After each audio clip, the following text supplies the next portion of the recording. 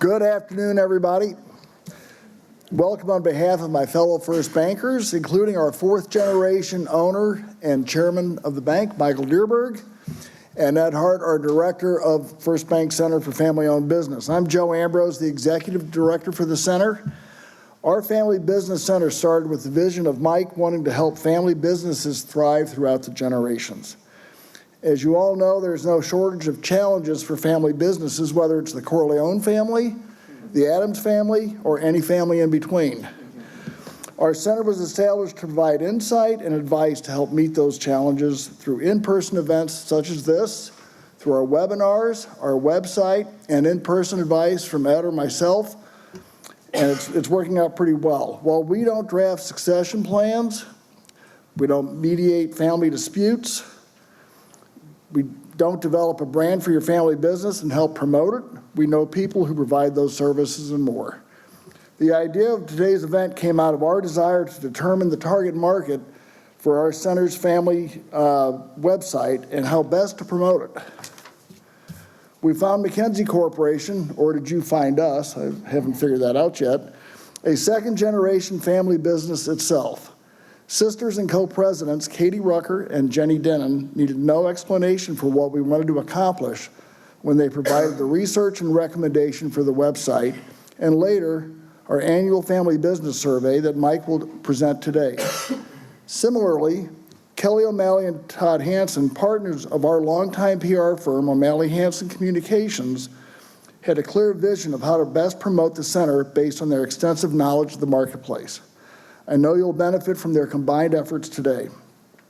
And if all that wasn't enough, Dr. Peter Baumgarten, director of the Koch Family Business Center and the Koch Family Professor of Family Enterprises here at Washington University, will be our moderator this afternoon. Peter has extensive knowledge of family businesses and will provide us considerable insights into family business branding and marketing. And I'm going to go off script. Quick St. Louis story. All of you will appreciate this. Our daughter delivered twins on Saturday night. We're sitting in the waiting room at Missouri Baptist Hospital, and in comes another couple. And as you do in St. Louis, you start talking with them and yakking it up a little bit. What do you do? What do I do? Back and forth. And it turns out that it was Jeff Glick back here. And his daughter delivered the sixth-generation member of the Glick family in business. So congrats to Jeff. And now, without further ado, Dr. Peter Baumgarten.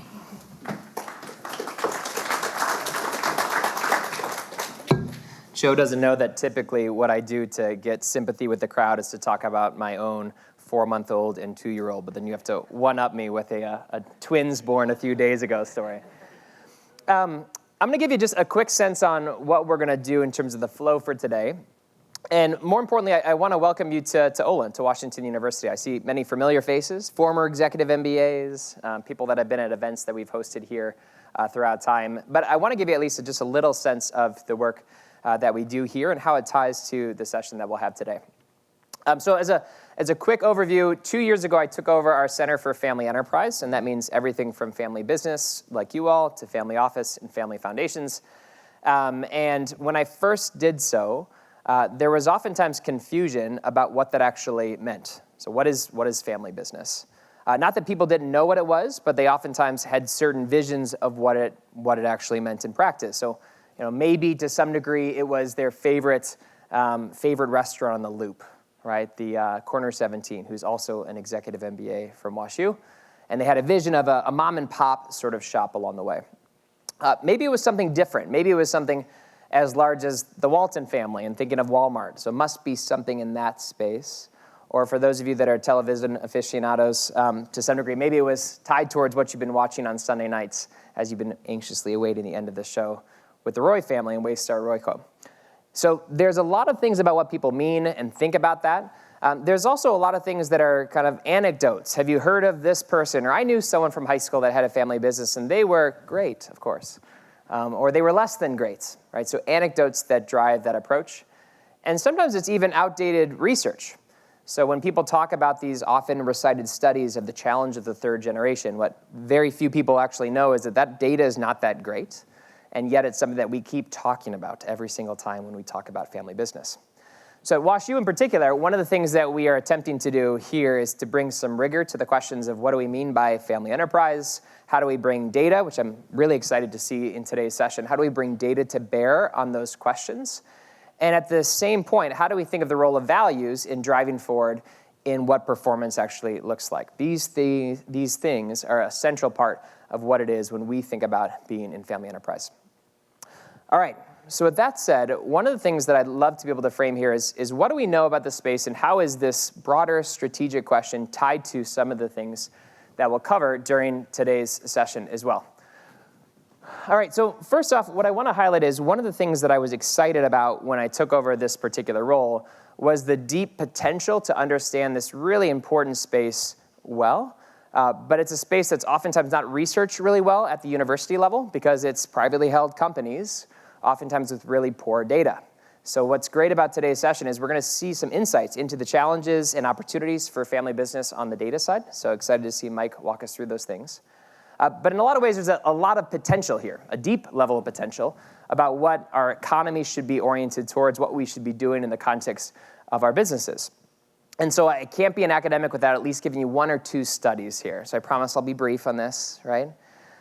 But for example, I've got a colleague at University of South Carolina, Ben Means, who wrote a piece recently about the value of insider control.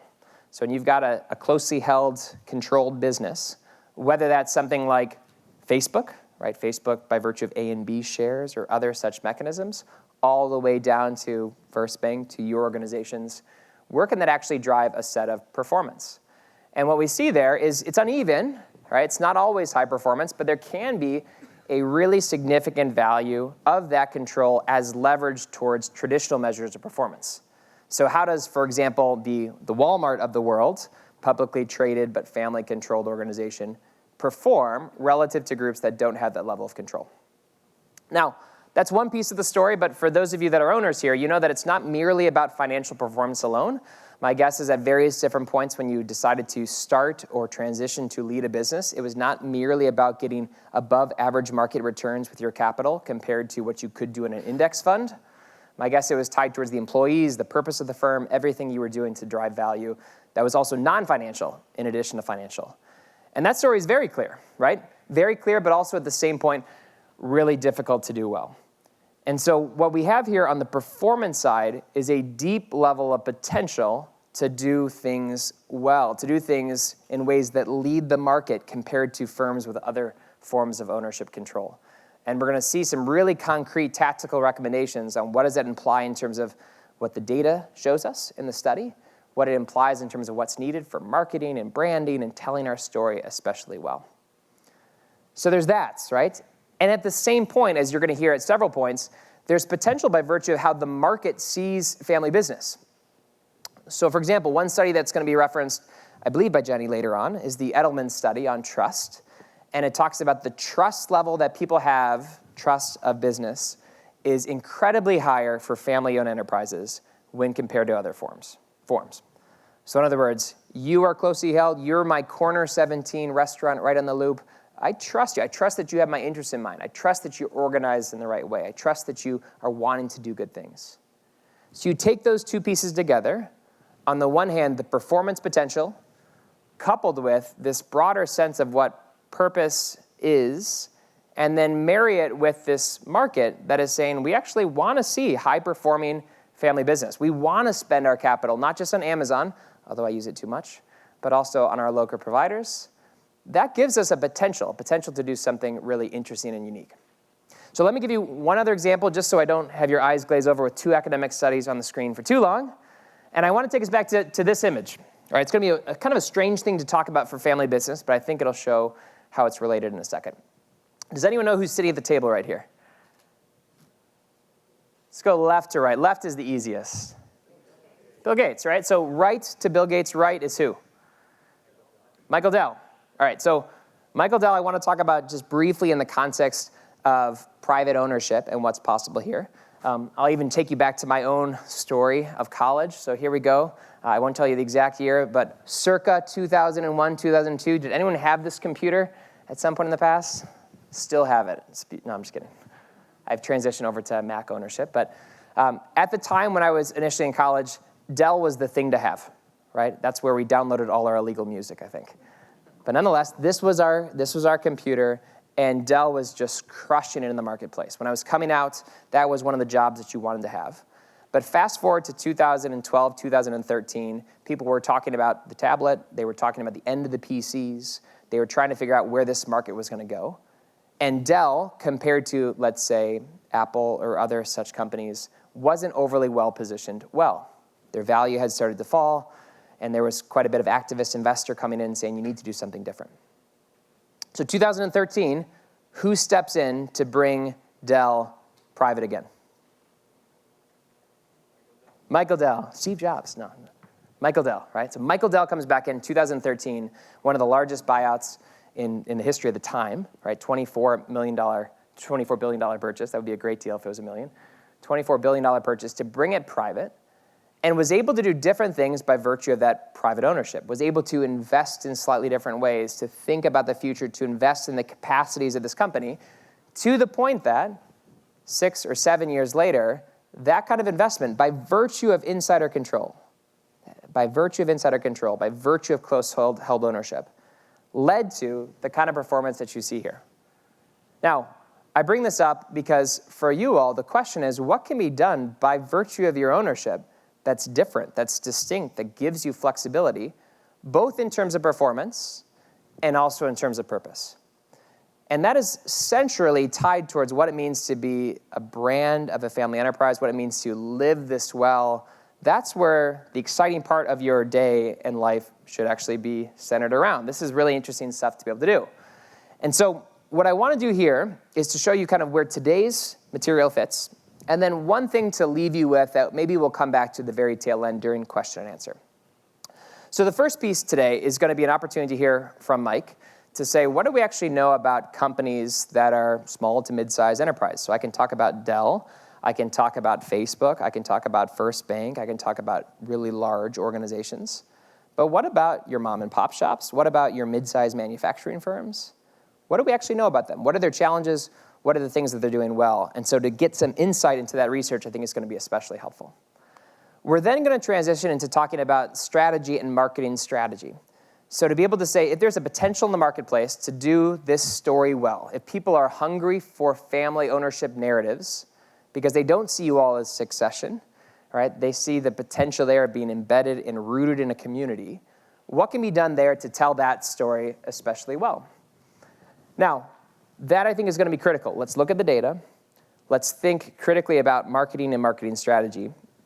And yet, I want to take one lesson here just to kind of close this off before I turn it over to Mike to talk through some of the data, that we need to be thinking of marketing strategy also linked to the strategy of what you all do in your business. And so to do that, I want to take some language around marketing, right? So I've talked to a few of you here around the room about the same points, right? This idea that in marketing, you often talk about this distinction between features and benefits. And too often we get enamored with features. So look at this beautiful space here, right? Look at the views that you have outside. Look at this flattened classroom. I was talking about this at dinner, the beautiful space we'd have. Features. But the question is, does that deliver value add for you as participants, for us, our customers as students? Are there benefits that are there? So marketing gives us some helpful ways to think about this, and I want to take that as a starting point and then zoom back a bit to strategy by giving you two other layers in this. Too often, I think with family businesses, close to businesses, they don't even get to the level of features. They just start with identity. We are family owned. We are employee owned, right? And it's plastered on your trucks. Great. That's an identity, but it's not even at the point of features. So by virtue of being family owned, what can you actually do? And then the other piece is, how do you execute towards that? So when you start to take these things together, what is your identity or ownership form? What are the features that it allows you to do? How do you execute towards that? And then eventually, what are the benefits you expect to have for your employees as well as your customers? When you get to that level of sophistication, that's when you really start to hit on all cylinders. And my hope is that for today, some of the work that you're going to see in the research and the live sessions and the coachings and the various different workshops are going to help you get towards that direction. So let me end you. I'm not going to end you. Let me end. This is like the baby brain here still, right? The 4-month-old that's sitting at home. Let me end with just two examples of what this looks like in practice, and I'm going to encourage you to do some of the same both today and then eventually downstream is you take some of the rich stuff that you have and apply it to your companies. All right, so first off, let's acknowledge the fact that just saying you're family-owned is not value add. That would be like, for example, Dell in 2013 saying all their value add was the fact that they put this label on and said, Dell, we're a privately held company. Ta-da! No. It's really about the fact that being privately held, closely held for a bit, gave them advantage to be able to innovate in different ways. So in other words, it's not just about identity, in this case, private ownership. It's about saying, what does it allow us to do? How do we execute towards that? And then eventually deliver value. So I'll give you 2 examples here. All right, you say your family owns, right? 2 twins own a business, right? Not 2 twins, 2 halves of a twin. 1 twin group owns a marketing agency and it's 2nd generation. Great, that's an identity piece. The question is, what features does that give you? How do you execute towards that? And how does it deliver benefits? So I'll give you 2 that are oftentimes talked about, and then see if we can flesh it out a bit further. All right, let's say you say something like this. Because of the fact that we are family-owned, we are committed to developing our employees. Great. I mean, that sounds awesome. That's something that I might get really excited about in terms of buying your product or maybe being an employee in this organization. Well, then the next step, though, is a layer down, which is saying if you want to do this, how do you execute towards that well? Maybe this is when you say, well, to do this well, we actually have to pay above market, which is going to drive our labor costs higher than our competitors. Trade-offs here. You might actually say we want to invest in learning, so we're going to go out and curate the best learning modules that are out there and sequence them in a way that allows our people to develop faster than other settings. And maybe we actually need to celebrate when they leave because it's the right fit for them. You're doing amazing. This is the place that you need to go, and I'm sad about it, but this is not going to be here. Go out and flourish and thrive. Now, if you're executing in that way, there are going to be benefits that come as a result. Maybe you as a customer feel known when you actually walk in there. Maybe you don't feel like you're just a number. Maybe it actually does feel like a immersive community experience. But if you just stop at the top level, we're family-owned, or even at the feature level, we're committed to this, and you don't drive it into action, it's going to be a promise that you actually don't deliver on. And I think the customers are increasingly sophisticated, and they know the difference between what you say and how you act. I'll give you one other example, and then we'll turn it over to the data. Family-owned, great. Features. What about we have a long-term approach to investment? I hear this all the time, right? By virtue of being this size, this kind of capital, we have a long time horizon in terms of investment. All right, well, the question is, what does that mean? How do you execute towards that? So for example, maybe you actually avoid really high forms of high-risk debt. And you're saying, gosh, the cost of capital is really high, so we're going to kind of invest in a slightly different way. Maybe it's something about how you invest in the future. In fact, you're willing to say, because we're going to be around 30, 40, 50 years from now, we're going to invest in different types of things than we would if we're planning to sell in 2 or 3 years from now. Now, if you do that well, and doing that well is hard, that will lead to different kinds of benefits. And so my encouragement to you across today's session is to start with what unites us together. Right? There's a lot of people here that either work with family businesses, are in family businesses, have been in family businesses at the level of identity. But what does it allow you to do? How do you execute towards that? And what does it imply eventually downstream into the benefits that it'll actually create? And so everything from seeing the data, which Mike is going to give us here in a short second, to starting to zoom back out towards saying, what does that imply in terms of thinking strategically, and then eventually into marketing strategy? And ultimately, in the context of the data that's going to be helpful for us in understanding this, becomes a piece of today's session.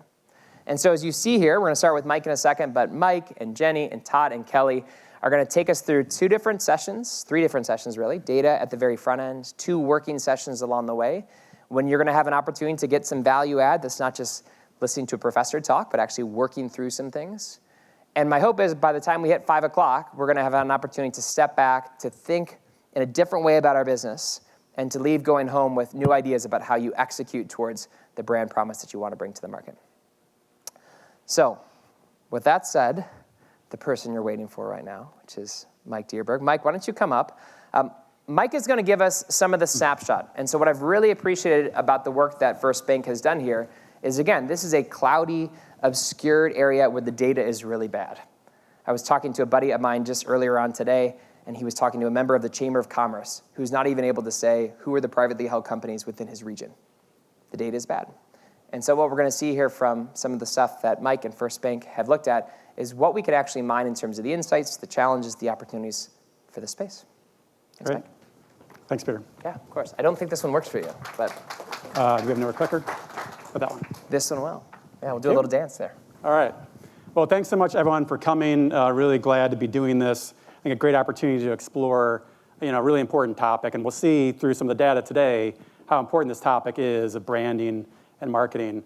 I also want to say thanks to Peter. I don't know if all of you, maybe some of you appreciate what a valuable resource the Koch Center is, how Washington University really pays attention to family-owned businesses in ways that other universities do not.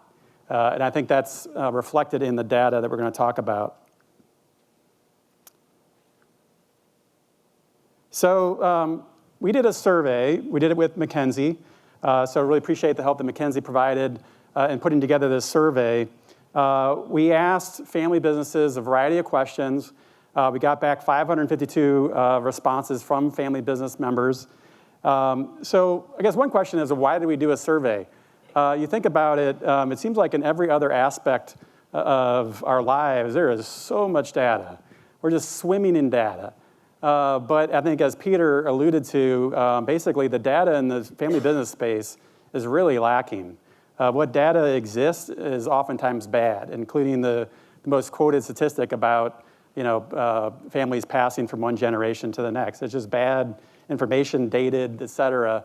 So it's been really actually surprising. We found it surprising as a company that focuses on family-owned businesses. We found it really surprising the lack of data. Part of it is that I think other universities other than Washington University aren't spending the time on it. And then other people aren't doing surveys. So that's what we wanted to do, is bring this information so we help understand family-owned businesses and help you all with the choices you're making to understand yourselves, understand other family businesses, the things you have in common, those sorts of things. Let's see. So we've explored a variety of themes, which I'm not going through the whole survey today. That's not the point. This is really about branding and marketing, so we're really going to focus on topics that are most related to the branding and marketing theme. We are intending this to be an annual survey. There are so many topics we can explore them in different ways that this survey really just points us in a direction of questions we want to ask for the next survey, which we'll do the end of this year and release it beginning of 2024. And by virtue of you participating, we're going to be sending out that survey to you. So if you get that survey, please answer it, because the more responses we get, the better the outcome. So one of the first questions to explore today, and we'll just have 5 or 6 questions that we asked and the answers that were given. So this one was an open-ended question. What do you consider to be the top strengths and advantages family businesses have over other types of businesses? So the top response themes, really the top 2 were the biggest ones by far: teamwork and sense of community, and commitment and loyalty. Those were the top 2. One thing I found interesting in this was that I often think about long-term perspective as a family-owned business. It's not really falling in there explicitly. And so my first thought was, why is it not there? My second thought was, well, this is why we ask these questions, to find out what people really think. They may not think the same thing. My third thought was, actually, some of the, this long-term perspective is embedded and underlies some of these things. Maybe it ties back into what Peter was saying about taking, your attributes and bringing it forward. So the sense of community, I think a lot of that is about a long-term perspective. It's not just about making a dollar for today. It's about helping your community. A commitment and loyalty, I think that's something that sort of ties to a long-term perspective. The control and independence. A lot of times that's an important factor in maintaining independence for a long period of time. One thing I found was interesting, that it's at the bottom of the list. This was something that was volunteered. That's agility and adaptability. So less than 10% volunteered this as an answer. When I look at it, I think, we as family-owned businesses, there should be a real strength for us. Given maybe the size of the company, the organizational structure, this should be one of our strengths. But I find it interesting that it was down the list and less than 10% volunteer debt. So maybe something we need to work on as family-owned businesses. So another open-ended question, what do you see as the most common misperceptions about owning and operating a family business? Okay, the top response themes, number one, ease of operation, by far and away the most cited one. Actually, about 1/3 of people volunteered this as an answer, the ease of operation. So a lot of family businesses are feeling some challenges, some blood, sweat, and tear going into the family business. The next one, levels of conflict. I'm happy to report that this goes both ways. So some people said that the misperception is that it's a succession concept, that there's just constant fighting, they don't like each other, they're just maybe even evil in the case of succession. But there's this constant conflict, and in fact, some of the family members like each other, they get along. That's the surprise. Other respondents actually went the other way and said that it's underappreciated.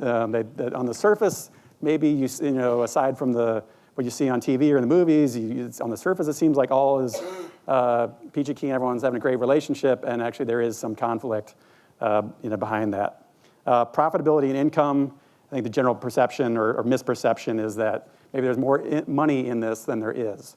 So it maybe ties back to the ease of operation, some of these other things. Time commitment, another one tying back to the ease of operation. So next question, what do you see as the biggest contribution family businesses make to their local community? So in this one, the kind of overriding theme was viewing these intangible attributes, such as relationships and values, as much more important than the tangible contributions. So the top one was relationship with customers, having a strong bond with those customers, providing value to those customers, and then family-oriented values that as a family business, perhaps we have the opportunity to instill and reinforce values that you may not find in other companies.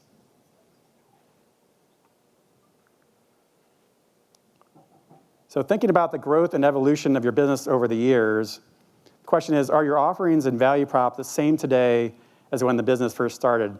I think this is really important to think about because, especially for businesses that have been around for a while, and you're thinking about the legacy of the family business, what is your legacy, what is your brand? And it may be that what you're selling today, the service you provide is very different, or your value proposition is just very different from what it was when you started. So only about 1/3 said that the offerings and value proposition are basically the same as they've always been. And the remainder said that there's been some meaningful change, including 20% said, not really, we've evolved quite a bit, and 3% said, no, we're a completely different company today.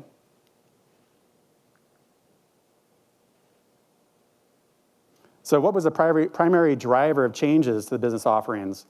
So the number one, by far and away, response, with 44% answering this way, was evolving customer wants, needs, and demands. So the family business respondents are looking at this from the perspective of the customer and thinking about what do they want, what do they need, and then going from there to decide how do we need to evolve as a company. So this one won't be a surprise based on the prior slide. So aside from sales and revenue, what are the business's top 3 priorities today? So the biggest one was understanding consumer wants and needs. Vitally important, and the respondents recognize that. In general, out of these responses, 3 out of 4 are really directly tied to what we're talking about today. So this is really nice that you're not here you're here for good reason. Basically, because understanding consumer wants and needs, marketing communication strategies was the second, and you got the fourth one, brand awareness and perception, another key topic.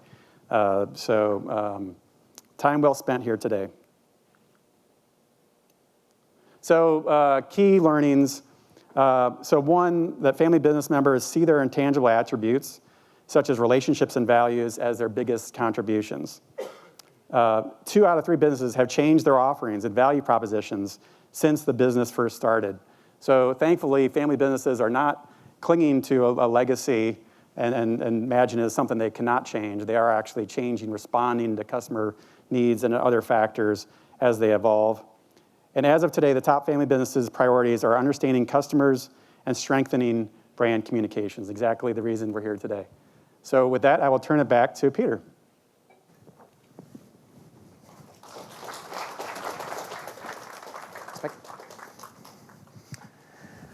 So one of the things that I think is going to be helpful about these next 2 sessions, because we're going to move into kind of working session here shortly, is if you even take that stat that we just saw, 2/3 changed, or 2/3 have changed in some form or fashion.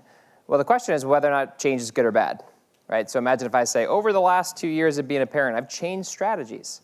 Well, what if the strategies that I was doing before were working really well? Or what if the areas where I haven't changed, I actually do need to change?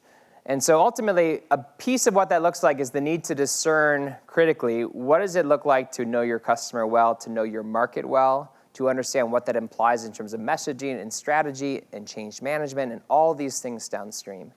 And so the way that we move in this direction then is getting some insights around the customer, getting some insights around where your understanding of the market actually starts to drive that approach. But it would not be helpful for us to sit in front of the 80 or so folks here and give you all the same recommendation, right? Because your customers are different, your markets are different, your needs are different. And what's going to be more important is to actually allow those things to emerge from the bottom up, to emerge in a way that drives some of the core value. And so a big part of today's session is going to be looking at 3 different angles. One piece is saying, how do you want to be seen internally? What are those things that are critical for you to understand about yourself and the way that it drives your business? So for us, for example, at WashU, you could drive down these various different streets. You can see our banners, and you can start to see something about how we think of our own image, right? One of them that you're going to see quite a bit here is being WashU for St. Louis, not just WashU in St. Louis. So being for our community, being rooted in that community. Now, that is aspirational, so we don't always do that well. But it's a central part of how we want to be forward-looking, seen, heard, and perceived. The second is then saying, what does the customer actually want? So going back to a university, for example, there's a question of what's changing about e-learning and online learning. What do freshmen in college need differently by virtue of the fact that they spent half their high school years in a different sort of world with COVID and rising social media and all these things? The external market can also change what we need to bring to bear in this space as well. And when these things meet, you start to get at this idea of what is authentic to who you are that matches the market, that drives forward your approach, your strategy, which eventually has implications for how you execute and bring that to the market.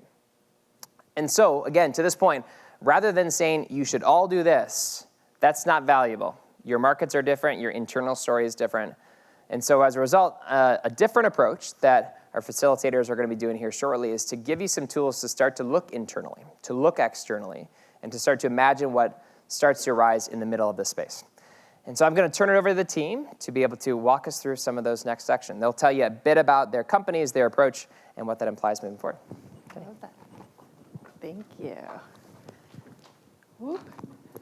Hi, everybody. Nice to see you or meet you. I am Jenny Dinnan with McKinsey Corporation. So with my twin sister in the back, and if you're looking, she looks nothing like me. So I just want to let you know that you will not be confused if you see her and me. And we've got Brent from our team as well, who's was instrumental in this project that we did with First Bank. So one, just thank you guys for having us here. I love this sign here. Nobody understands a family business quite like a family business.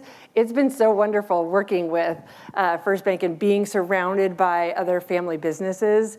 We were a part of, we'll chat in just a little bit more, but Cal State Fullerton. So we're out from Southern California, and we've been part of our Center for Family-Owned Business out there at Cal State Fullerton for 15 years. And there's just something so wonderful about walking into a room and talking to other people that just get it in a way that others don't. So thank you for having us here today. So we are, like I said, second generation. My dad started it, or our dad started it. our company in the bonus room of our house. And we are a boutique customer insights firm. And so really working with our customers to better understand customer behavior so that we can empower our clients to make better products, services, and experiences based on what their customers want. So it's fun to be able to dig in. I love the questions that we have. So we started as a data analytics firm, looking at the data, still do a lot of that information, do a lot of research, customer insights, and then have also transitioned into the customer or strategic foresight world about how to be forward-thinking, future planning. And so we do a lot of research. We are blessed to work in a wide variety of industries. Dad started in the motorcycle world. And so in the power sports world, but banking, hospitals, whatnot. And I love all of the projects that we work on. I will say I don't have any favorites, but this one in particular, I loved taking the survey and seeing the results so we can see it on both ends. So it's a little bit about McKinsey. Good afternoon. I'm Kelly OMalley, one of the principals of OMalley Hanson. You're going to hear from my business partner, Todd Hanson, in a minute. We are an integrated communications agency. We work across corporate communications, crisis communications, what you consider kind of traditional publicity, employee engagement, and social digital. So, and a lot of influencer work. We have worked with a lot of family-owned businesses. We are thrilled to be working here with First Bank. They've been an amazing partner over the last nearly decade. But we've worked with large and small and done meaty projects throughout those things. The St. Louis office is in the U City Loop, and I'm thrilled to be here. I love that. So I was just going to start out a little bit, which I love. I am so curious, just the narrative that is out there today about family businesses, but I am legitimately curious. How many people in here have watched Succession? Raise your hands. Okay, I'm so impressed. I have not watched it. I don't know. I watched the first one or two shows. I had some massive anxiety, and I just could not finish watching it. So I was curious of how many family businesses. I've heard that it, I don't know, gets better and worse at the same time. So maybe I need to watch it. But it is so interesting, the narrative that is out there, right? Of there's certain narratives that have happened and for a long time of family businesses. I know when we first decided to come into our business, a lot of people said, don't do it. You'll ruin the business and you'll ruin your family. And I could never work with our family. So it's so interesting, the narrative that is out there, kind of what's going on. But what also is amazing at the same time, though, and I think that we all know this, and it is so interesting, the research and the data out there, it is hard to kind of get our fingers or our hands around how many family businesses are in the U.S. I know the University of North Carolina, Kennesaw State, in 2021 redid a big study, and I think it was 20 years old before the stats that were being quoted quite a bit. So they just recently redid a big study showing that nearly 60% of the workforce in the United States are family business. The workforce is. It's amazing and so empowering to me to hear these kind of stats. And when I tell people man, I had no idea. I just had no idea how many family businesses were in here, or in the United States. So it's proud to be a family business, to be able to talk about it. And then I know the team had sent me, even just here, I love seeing these stats recently of this 2022 study here, just here in St. Louis. 45% of family businesses are around for at least 2 generations. You guys have just a strong, incredible, amazing community here of how long people have been in their positions, really in being in that mature state. Because sometimes are these just newer ones, smaller ones, what do we have going on? So such a powerful story that we can be changing the narrative of what we have. You had mentioned the Edelman Trust. It's a huge study, which is amazing. There's just so much goodness in here. And I know a few years ago, or quite a few years ago, they added in this family-owned component of it, but the percent of respondents that trust each one of these types of businesses, and family business being that top layer. I was thinking too, I think at the end we'll send out the deck if anybody wants or needs it of what we have. I just said that, I'm assuming we are. We are now, or whoever anybody wants. But this is something to be leaning into and being proud of, and having these stats that we have, and really consumers really twice as likely to stay loyal and advocate for brands that they trust, right? So how do we start building this trust? What do we want to be having here? and having this authenticity of how we can be leaning into this and building as we're doing the work that Todd's going to be doing here in just a little bit, and having this. So we quite honestly see this as a big opportunity, right? That we have the ability to lean in and tell our family business stories. This does not mean just your family business story, but I loved, Peter, you said not every business here is going to be telling the exact same story, right? We need to figure out what does it mean, how are we navigating, what are we doing? But there's just a really big opportunity that we have, so we can decide what we want to be talking about. That Todd's going to be leading us through a whole session. And then the second part of that is, what is it that people out there think about family businesses, and how can we be overcoming some of those challenges? So we've got a little bit of some pulse surveys and some things in here that we've done that I can share some results on. But at least for just a moment, I want to share just a little bit of our story. I don't want to spend too much time on it, but one of my favorite things about going to any of these events is actually hearing family business stories of what they've done and how they've been going through. And just the fact that we've gone through a lot of the same things that we're talking about here is what we've implemented in our business today. So like I said, Dad started his business. And I think he was KPMG, and I'm going to say this, but lovingly, my entire team refers to themselves as data nerds, head down, getting stuff done, in the weeds. Dad was very, very proud of having an unlisted phone number and no website. This is difficult when you're coming into a business to grow it, but grew it word of mouth and through referrals, and really digging deep within certain communities and places there. I mean, the thought of talking out loud about yourself was just like, that was just totally foreign of where they were and what they were doing. So Kate and I came in. Also, an interesting thing about being a second gen, I think it's so interesting chatting with saying third gen, as a second gen, I didn't grow up in a family business. I grew up with an entrepreneur parent, and actually both my parents own their own businesses. So I didn't grow up thinking I'm going to take over this family business. I just grew up at my dad's company. And so Kate and I both went out, worked other places, and then did come back. Eventually when I said, what is it that you actually do? Since I really only knew that he worked with motorcycles, computers, and traveled a lot. I mean, I just had no idea, except for we were opening surveys along the way, and have now transitioned into being co-presidents. But some of the work that we did along the way, kind of speeding this up for purposes here, but really wanting to make sure of, with our team coming in, this was about honoring the past, right? We want to honor the past. We did not want to come in for just change sake to change. So what is it the team, what do we want to be known for? Who are we? How do we want to talk about the amazing things? I think even there was a lot of talk when we went out and started talking to the team, and some other people of family businesses might be slow to change, legacy, like some words that might not are very exciting and innovative. But quite honestly, Dad was an entrepreneur and a pioneer. Like, he started something from scratch of what he did. So how can we be pulling certain stories forward? I actually just last semester was teaching the Family Business Dynamics class at Cal State Fullerton. And one of the students said, which stories do we tell? Like, should we tell all the stories, or which stories should we tell? Which I know Kelly will get into a little bit more. I said, well, here's the deal. What do you want to be known for? And actually kind of jumping down one or two, our new tagline, we used to be timely, cost-effective, timely, accurate, and cost-effective, I think is what Dad was very proud about. And we still are, all those things, just to clarify.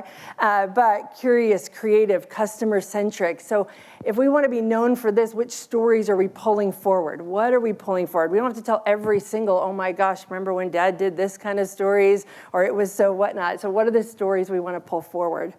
We also, one of the big things was leaning into our values-driven, who we were in our philanthropy that we did. I think another piece in just sharing the family business story doesn't mean it always just has to be Kate and I and Dad, but it is, how are we telling this story? My grandparents gave a lot. My parents gave a lot philanthropic-wise, but the way that they gave, you never talked about it. That is not what you did. You gave through the church. That's what you did. Anonymously is best, which is fantastic for certain reasons. When Kate and I came in, we were given a little bit of money. At that point, we didn't have a ton of money, but we were given some. And so they said, you can give X amount to whatever charity that you wanted to. So we started saying, hey, you know what would be great? We should host some parties, and we should tell people about this, and we should be fundraising, and doing these types of things. And it was quite the conversation back at home about we should not be doing those types of things. But we've been able to now share our story, and they're starting to get what we're doing. And so we're telling our story without flat out saying what we're doing, by sharing other people's stories and by our actions and what we're doing.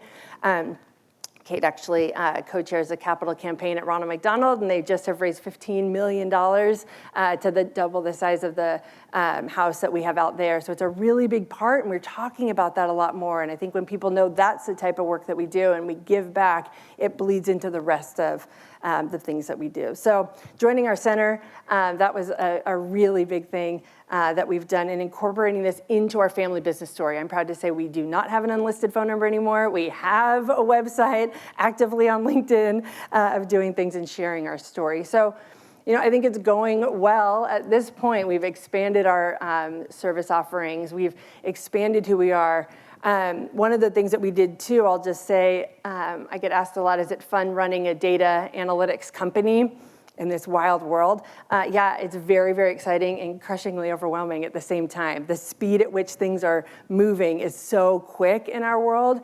So a very big thing that Kate and I are always doing is being out at conferences, listening, leaning in, like what is it that the market wants, so that we can pivot and grow our businesses, and how can we best communicate what we're doing. So we're having a fun time along the way, and just wanted to at least share a few of the ways that we're incorporating some of the stuff that we're talking about today. So I'm going to hand it over to my friend Todd to take us through the inside out before we talk about what the customer's side of things. Yeah. Thank you very much. Yeah. Nice.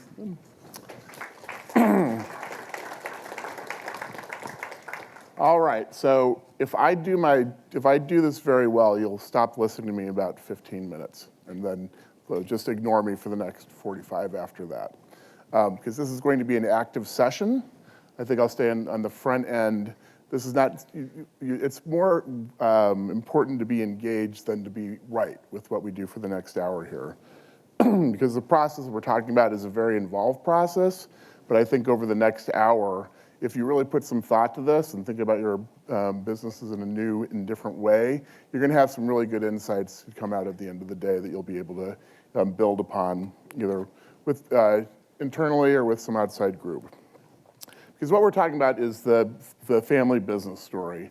And one of the things we want to do in the next hour is for you to think about what attributes of your family business do you think are important to your success in the marketplace. So we're really taking that features and benefits that Peter was talking about and really basing on the identity. And it might not matter. It might not be the right thing for you, but I'm hoping that you'll be open-minded today. Think about how your family's business, how your family culture, how your employee culture can fit into your customer offering. So as I said, we're looking at this in 3 different ways. Today, the next hour, we're going to talk about what is it about my business, what it is about my customers think, what it is about the marketplace that makes us unique, and what can we find there that is of real value. So that is the internal section. Here we go. There we go. So we're on part 1, and then we'll work on to these other 2 sections. Now, telling your story in a single voice is really important, and it really is a mistake that all companies make all the time, because you need to be disciplined about it. And it evolves over time, and things change. But the way to run a very strong marketing, branding, and culture campaign is to make sure that everybody knows what your greatest attributes are, and everybody knows how to speak them. And so this process that we're going to go through right now is figuring out what this single voice communication is. What is your company reputation? What is your market opportunity? Are you making sure that no matter who your customers or other stakeholders are talking to within the organization, they know the same story? And I think that's very probably, you'll find that a lot in family-owned businesses as well, that the family knows the story very well, but the employees don't know it as much, right? Because the family is talking about it within their own social and business circles all the time, and the employees may or may not be as engaged. And so the hope is to get engagement throughout your employee base. And is that important? We found through research that it's really important that when a employee base shares the values, understands and shares the values of their organizations, they're more engaged. And what does more engaged mean? It means higher retention, it means better performance, it means overall better culture. And as you can see here, even the employees feel this is important. They feel it's a key to business success. It has brand values quantitatively on whether they stay or leave, and it makes them appreciate their work culture more. So it's important to do. So as we go into this next step, think about how are you telling your family business story, your business story in a way that's single voice and that will allow for you to tell it outside your four walls. Also very important, of course, depending on what you're doing, to place attention to this as we look at remote working and hybrid work learning. And a lot of these types of cultural cues that employees used to get by being in the same building 5 days a week are really lost. And I don't think overall as a business community, we've really caught up to how to keep employees connected to their employers when we have this fundamentally different relationship than we had 3 years ago. All right, so pull out your worksheets. It's on the left side of the folder.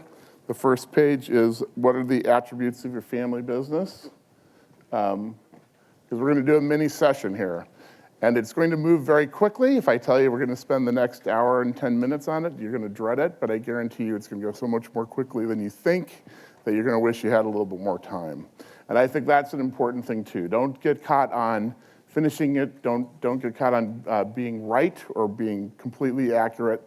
Use this as an exercise to think about your business in a holistic way. If you have other members of your organization with you, you'll be working on this alone for a little bit, but there'll be a time at the end where you can come together and come up with a shared sort of solution to it.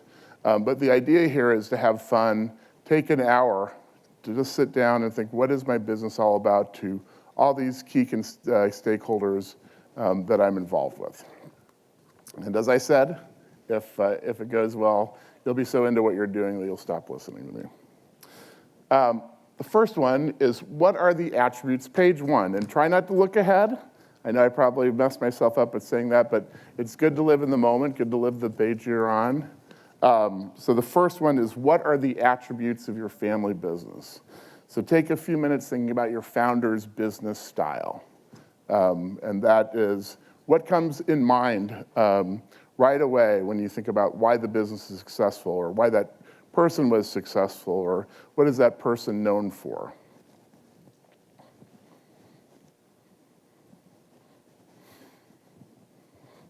And if there's any questions or thoughts as well, let me know. Yep. The founder or the current owner? This is the founder. This is the founder, right, exactly.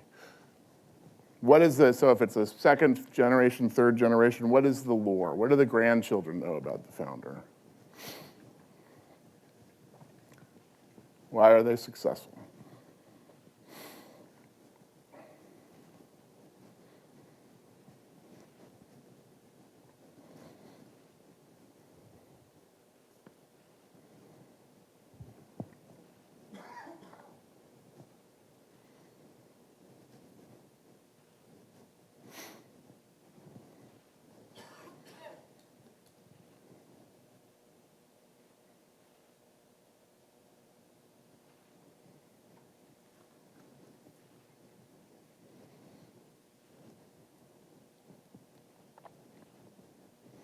Okay, moving on. Once you've thought about the founder, and you'll have some little time here. Some people are going to spend a lot of time in the founder. Some people aren't going to spend any. Different sections will take different lengths. But as you go into your family business style, what is the family? How do they approach the business? How do your family members approach the business? Maybe the ones that are in the business, and even it might make sense for the ones who are out of the business. What do they think about the company? How do they describe the company? How do they operate? What have you learned from the founder that's been passed down? What is ways that you run your business that's reflective in the ways that you run your holidays, or that how do you treat your employees in the way that you treat other members of your extended family? What is the identity of your family as it relates to business?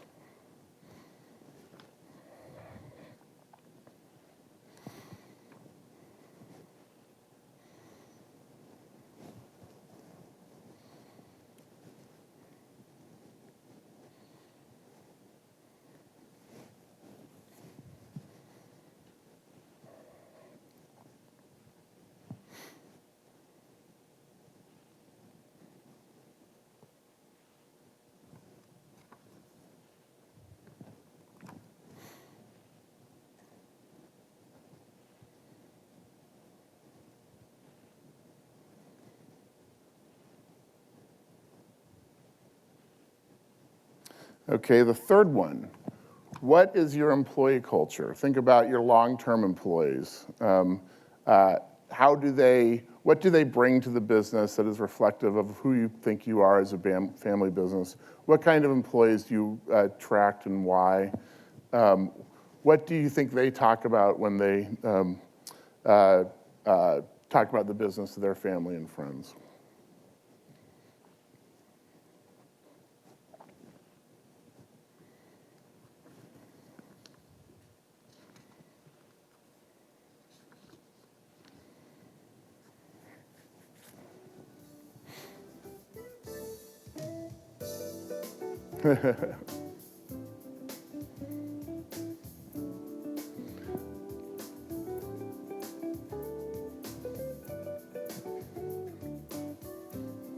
So a little bit of optional participation while we're doing this. Does anyone want to give a quick description of a founder's style?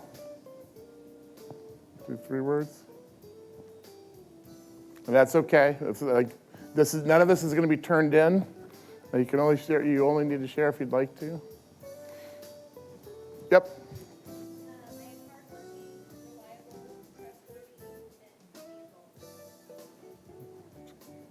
Good. That's a good founder attribute.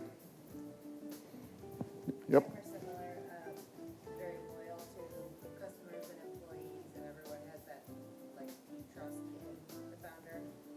Kind of a little old school, similar to your dad, like identical to that. I started in the same time period where it's like no internet, word of mouth, and like no handbook, no policy. Like wanted that small feel, not this huge corporate style, and not that we're getting to that big corporate style or anything, but more willing to let things change. And we do have a website now too, so small wins, small wins. Awesome. Thank you. Yep. Relentless in what? All right. Cool. How about family business style? Anybody have anything for family? Is that a hard one to answer? Yeah. I feel like everyone's a little bit different in ours. There's 3 of us in the second generation, and we're all different. Yeah. Which is good, but it's, yeah. What about anybody here who's a multi-generational business? Any kind of thoughts of how the family has defined the organization? Yeah? All-consuming, sure. It is part of our conversation all the time, and we're out of work. I think at the top of Yeah. Right. Okay, how about the employee culture? Any good thoughts about employees?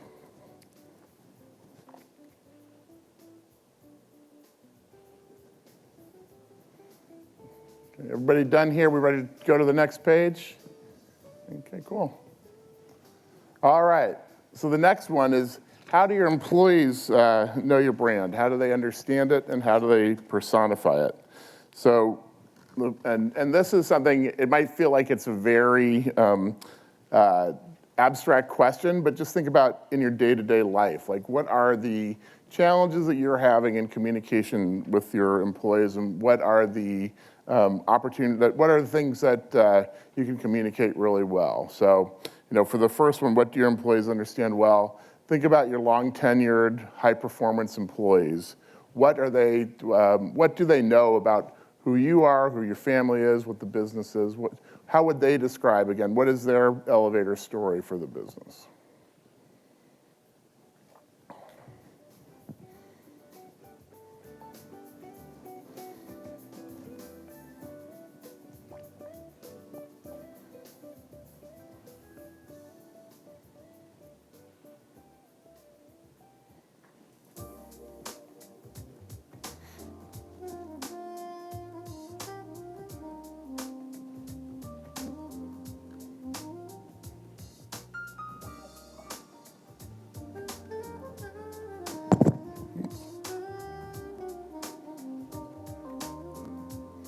Okay, as you think about that, moving on, what do they not know? What do you, when you walk down the hallway or hear from a customer or some business partner about what you do the way, why you do the things you do or what you're doing that's completely wrong? What are those? What do you wish they knew about your business strategy or your approach to business, the concerns you have? What are they missing about the opportunities you want them to share?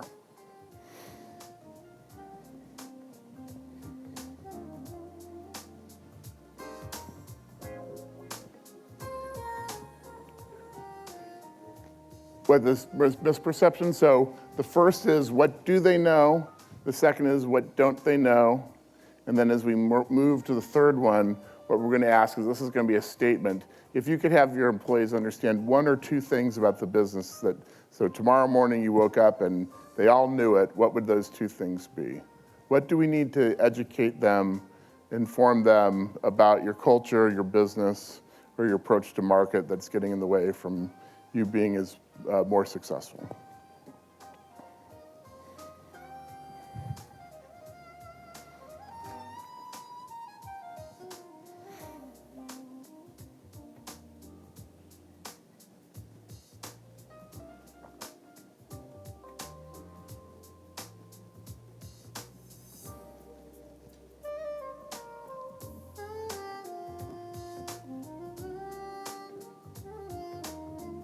All right, optional sharing.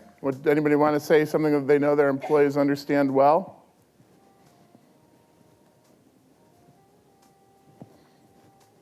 Excellent. I got a bunch of engineers, they understand technology and their software domains and all that stuff. But what they don't understand is how to communicate, not like engineers.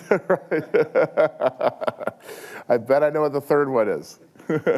I bet I know what you'd like all your employees to understand.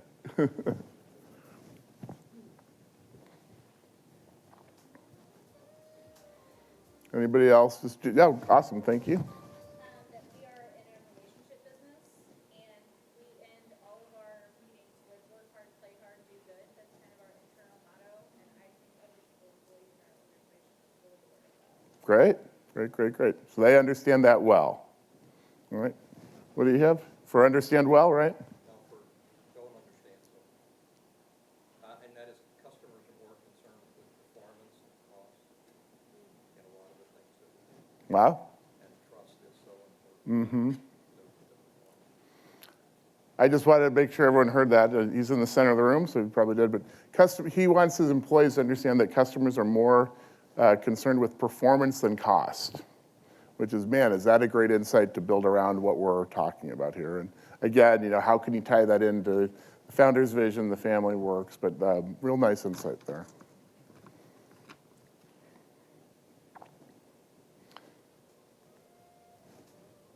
Anybody else want to say anything on employee perceptions, employee cultures? Any questions? Yep. I think a misconception is that we make more than we need. Right. We're the last to get paid, or we should be. Mm-hmm. Yeah, I mean, and there are certainly ways to address that, but that can have a very tangible effect on the performance of an organization and on your overall brand. So it is important to make sure that there's an accurate understanding of that. Yep. I think our employees understand that we want Right, great. Do you want them to understand that, or they do understand that? They do understand that, good, good, good, good. Yep. I think our employees understand our dedication to them, but I think sometimes they get confused with like our long-term plans, like as we're changing and evolving the business, sometimes how that will affect them and what that means. Absolutely, yeah. I mean, a good part, when you're evolving a business, it's an important part of the elevator story to say not only that you're doing it, but why you're doing it and how, on an employee level, how it will benefit them, which is very key. I think we're talking about your larger elevator story, but once again, when you go to employee communications, whatever message you want to deliver, make sure that you're looking at it from the lens of how it benefits them or what it means to them. They will pay much better attention that way. So. That's a question about that point. Do you think that employees have that misconception with any company they work for? Like if it wasn't a family-owned company, would they be thinking those things with every move the owner or their CEO or whoever made? Because that's the hard part I think about family business. It's like you feel like it's always like not every move you make one way or the other means X, Y, or Z. Like things just evolve, and sometimes there isn't a plan right in front of you, but trust that. But would they think that if they were in a huge corporation? I don't know. I think it's talking about the type of employee. An employee who works for a family-owned business has a great understanding that most likely their boss is not going to change. And so I think when you communicate to employees as a family-owned business, that's an important thing, because if you disagree with the connection of your boss, either the boss is right or wrong, but if they're wrong, they're gone, to a certain degree when it's less closely held and family-owned. And I think people understand going to those types of businesses with different expectations. So I'd say the two things. One is to communicate, always communicate when you're trying to make an evolution. And the second that's why this page is important, is make sure you're attracting the right type of employees who share your values, who understand that even if not everything goes right, they still believe in the larger strategy, the larger story. It's a tough one, though. Employee communications is the toughest. Anything else on this? All right, well, we are jumping in to the meat. What are the opportunities against your competition? So maybe you have three. This one is going to take a little bit of time. We'll do some talking about this. Obviously, it doesn't have to be a family-owned business, but it's the competitor that you most often come across against. Maybe it's the company that you most admire. Maybe it's the most vulnerable company that you think can take market share. But just go through one by one. And again, I know you're talking about them all the time. I know you're thinking about them all the time. But how often have you sat down in a room full of strangers in a conference room in a facilitated session to think specifically about what is Acme doing, both good and bad? So start one at a time. Start with your first one, and just very quickly, what are the 5 phrases you think of when you would describe them?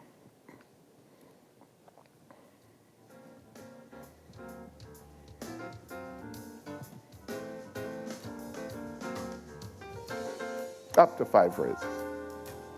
Keep moving if you can't come up with 5.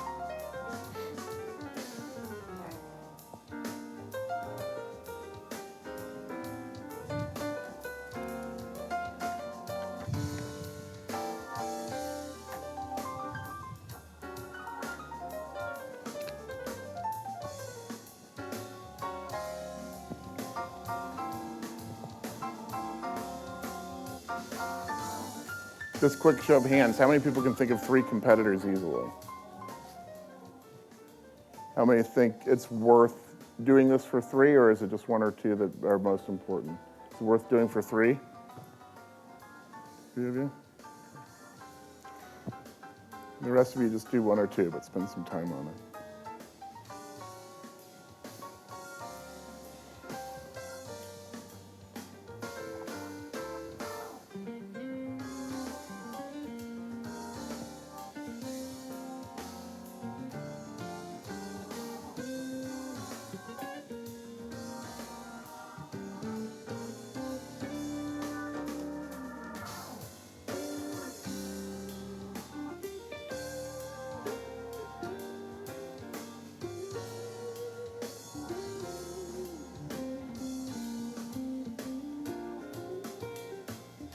All right, so for competitor 1, what are the strengths that they have? What drives you crazy? And those 2 or 3 times in the last 5 years that they've beat you out for a piece of business? Why would employees leave your company and go work to theirs? What story can they tell that drives you crazy?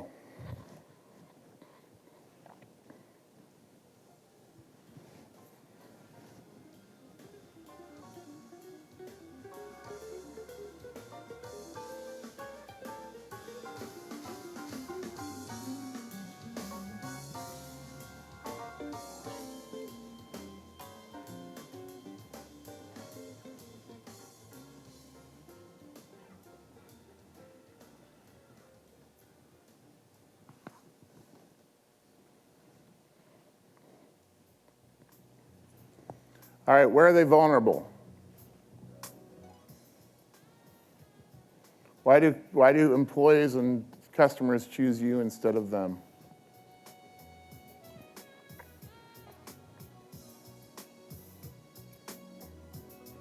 Yeah.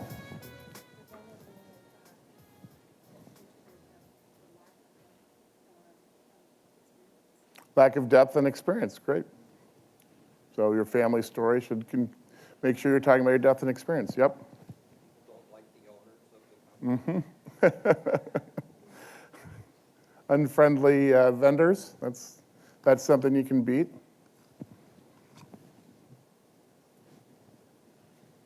Yep.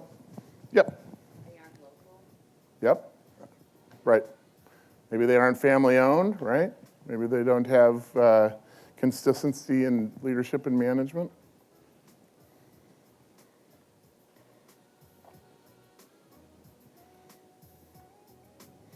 All right, so those of you who've moved on from the first one, maybe pick one more competitor, just so that you're thinking a little bit more broadly about your competitive set.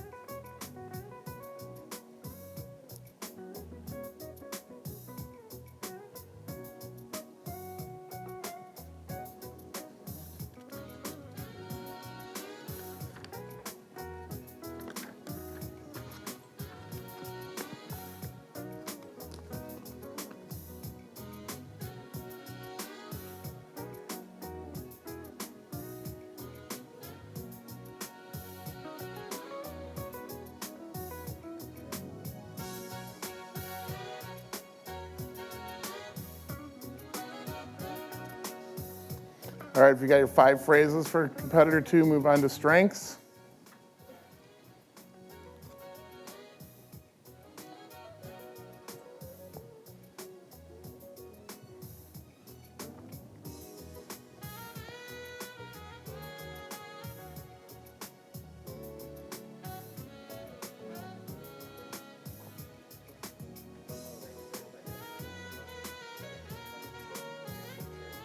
Good salespeople?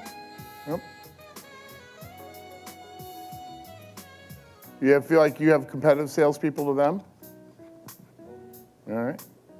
And then your story should be a better salespeople, right?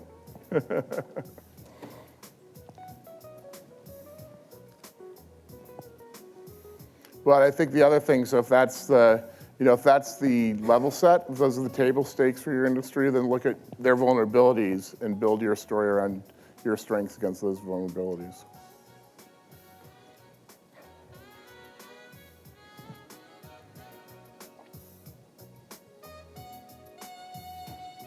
I guess either through just a show of hands or if you want to comment at all, that'd be great. But taking this time to think about your competitors today, maybe you haven't done it for a while. Are you guys beginning to see things that might be of interest, that opportunities you might have in getting a little bit of advantage of them in the market?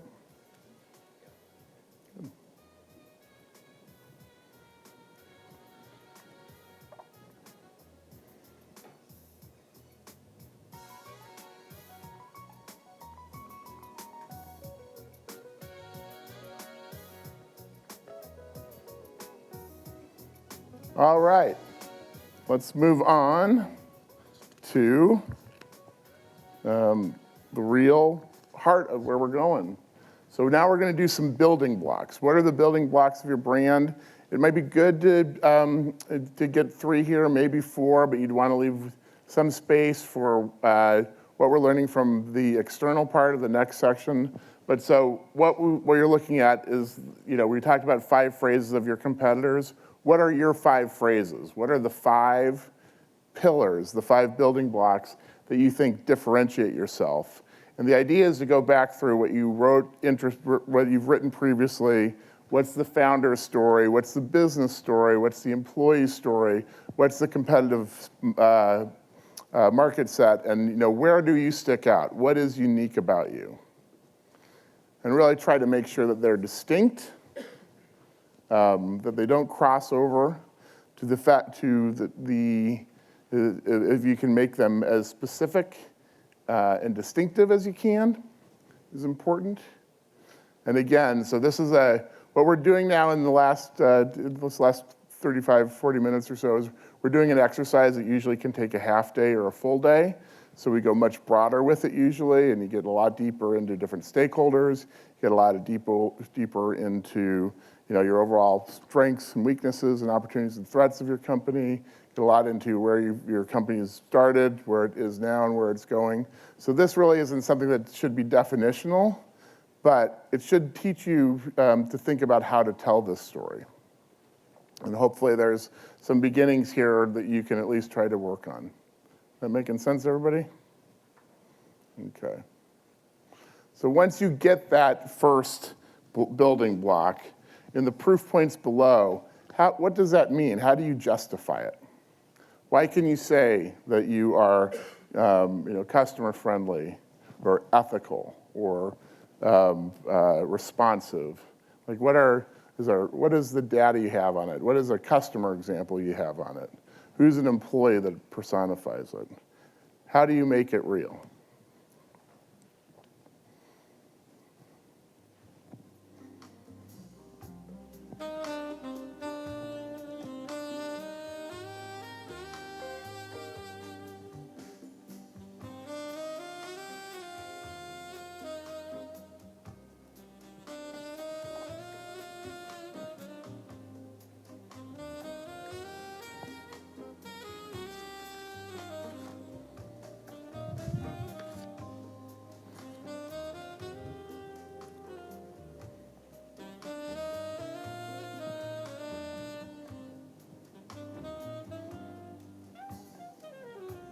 How many people have identified 3 building blocks already? 1, 2, 3.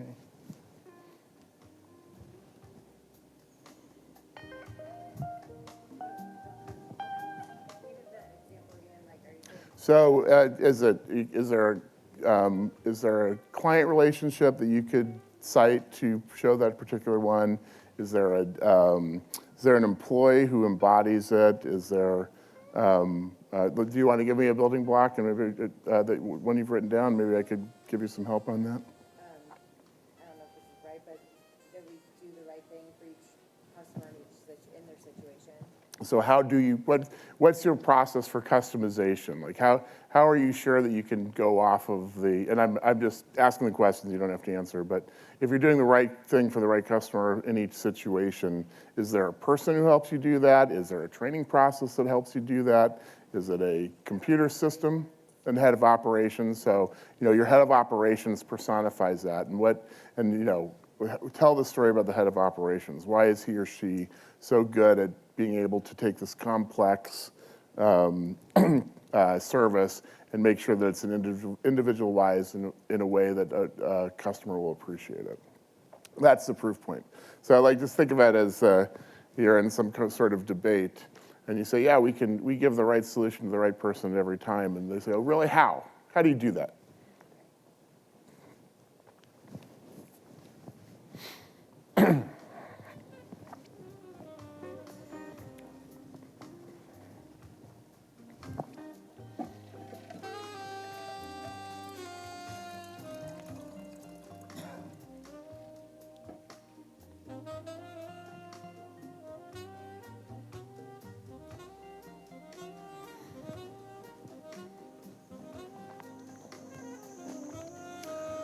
people feel like they've gotten enough time to do each of these sections? Are you going to go back to them, or?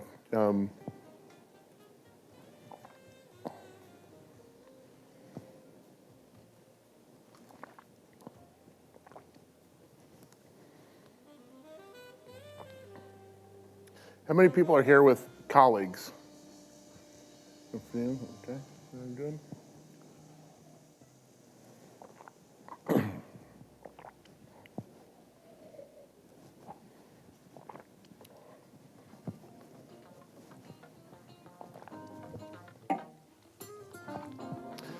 Anyone else having trouble with proof points?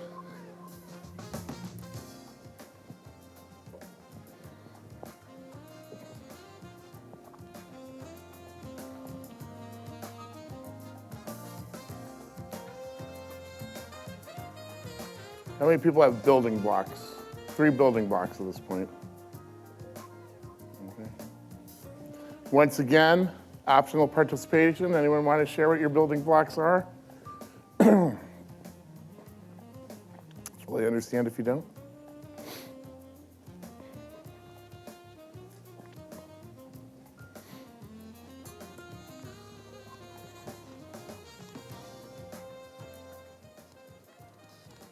Oh, thank you. Yep.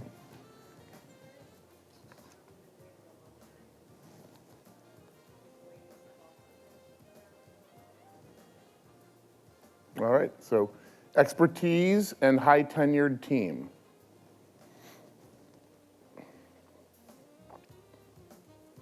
Perfect. Telling me that's a good description of the internal story.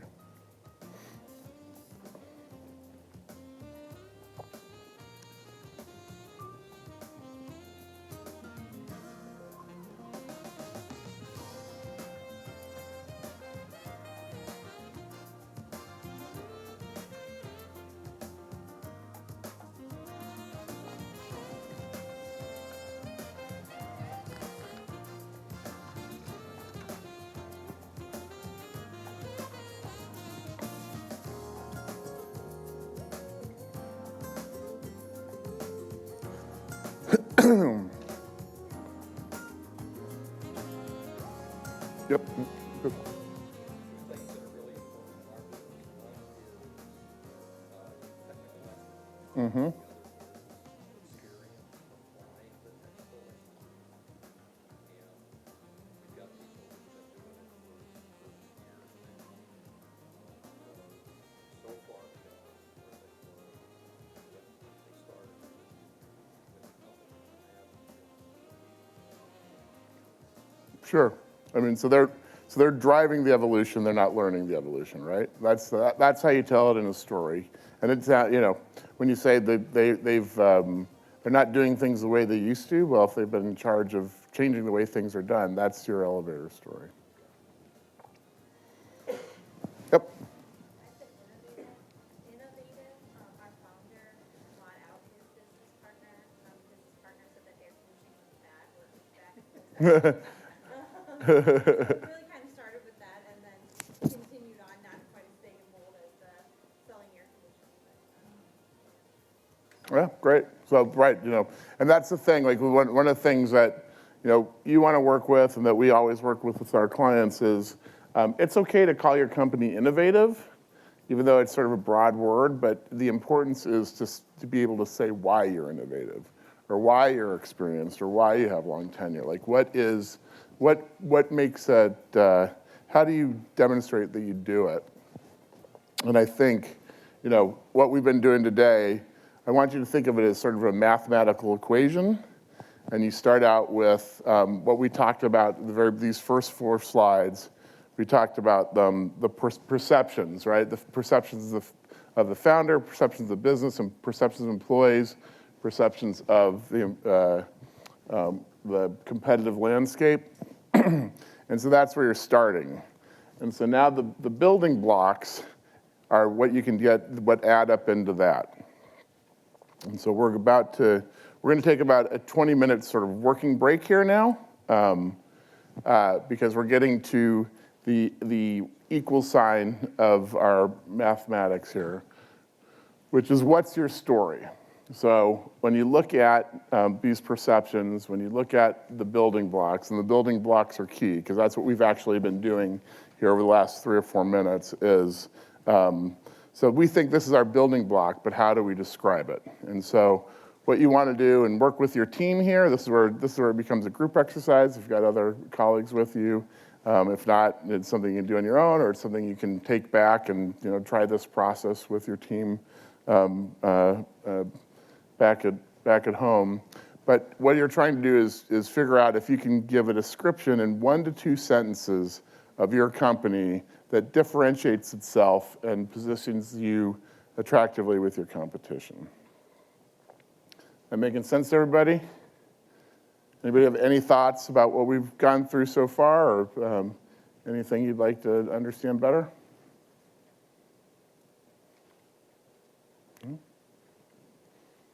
All right. Awesome. All right, so it's 3:26. I'm going to ask you to be back at 3:45 so that you'll be back by 3:50. But honestly, it's going to be really helpful for what McKinsey is doing in the next section to get a draft written down, because what you want to be able to do is compare your internal beliefs to the external expectations of your marketplace. And so it'll be very instructive for you to say, this is who I think we are, and then bounce it off as to whether or not it's important to your customers and prospects or not. All right?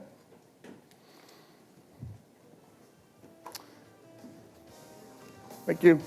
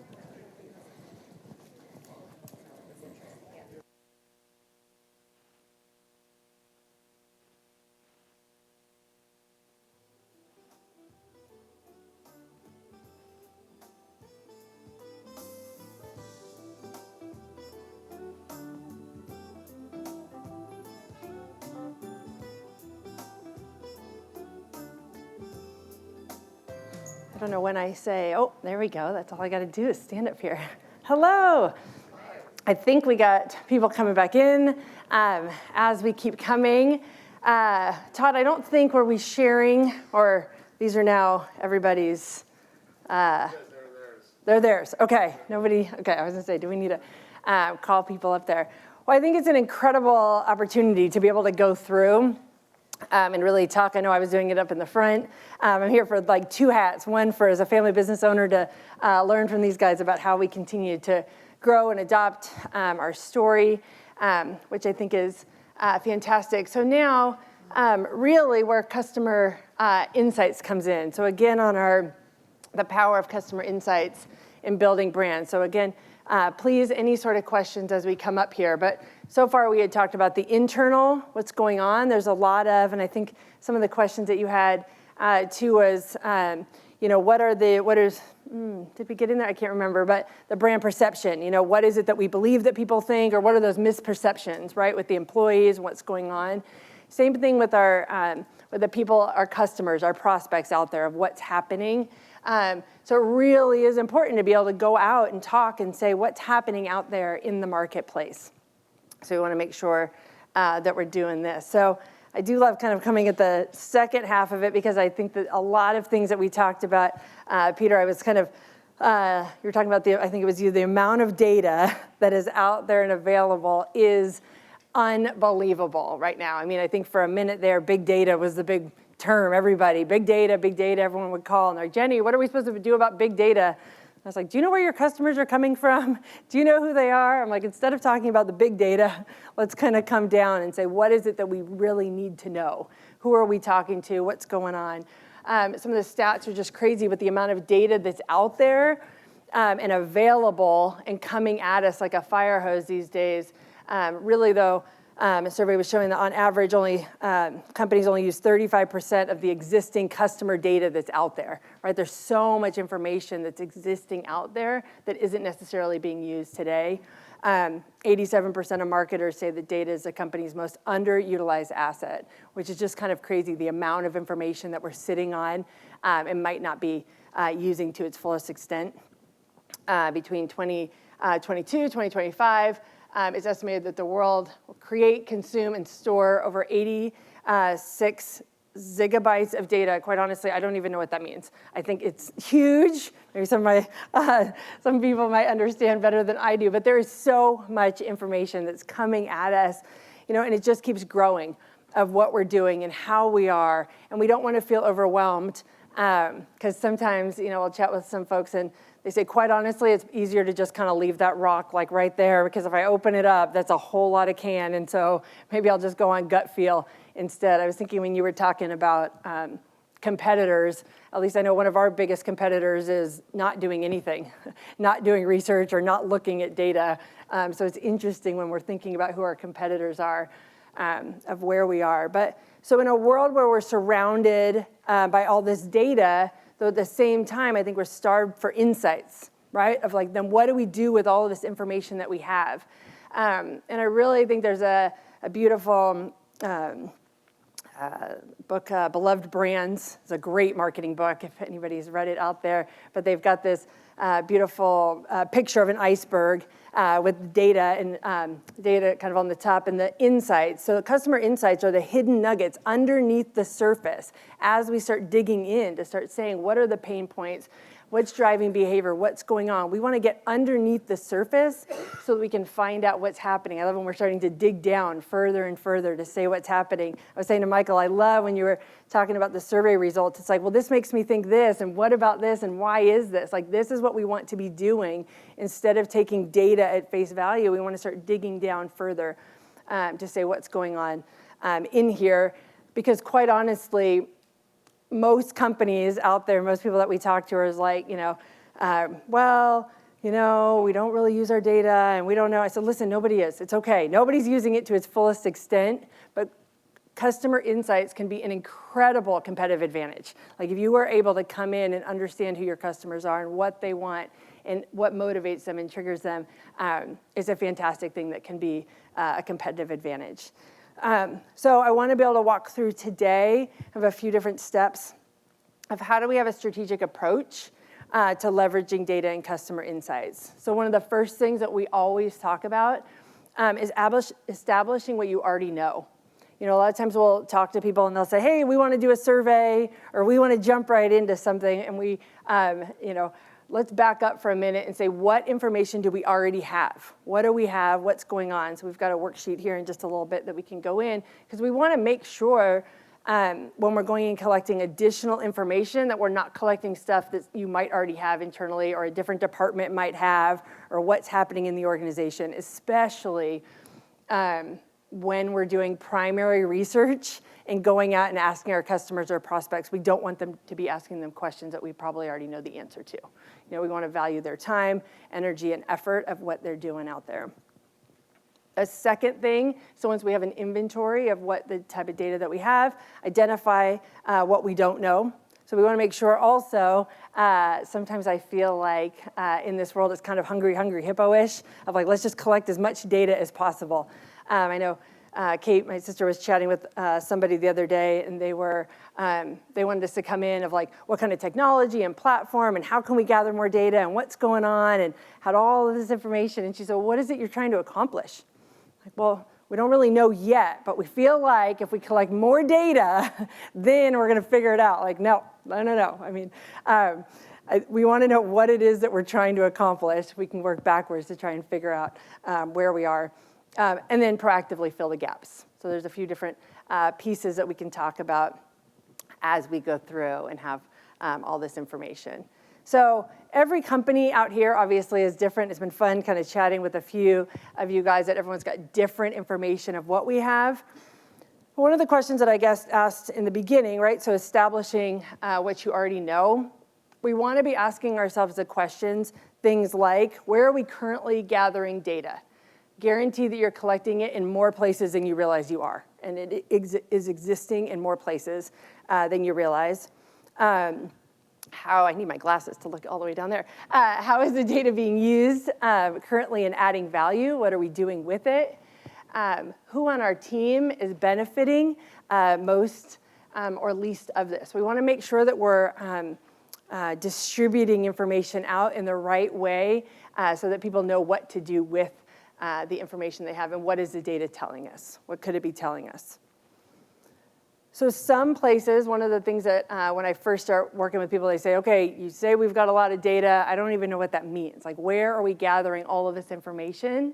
So one of the things is just starting to take a minute and just saying, your customers or prospects are always talking to you. Quite honestly, they're always talking to you, whether or not they're directly talking to you. We don't be having a one-on-one conversation, but they're leaving trails and information all over the place. Regardless of if they're asking you right away what's going on, there are ways of gathering information across the board and for different places. So things like if you're gathering customer feedback surveys throughout, or any type of surveys. I do know, well, yes, and I'll come back to that. Marketing metrics, as we're out here, what kind of data can we have of what's working, what's not working, what are people clicking on, how are they getting to your website, all of that type of information. We're not going to get into a ton of details of all of the different pieces, but sales history, purchase history, what can we be looking at, what have they purchased before, how long has it been since they purchased, what's happening, how do we start grouping. Towards the end we can talk about personas.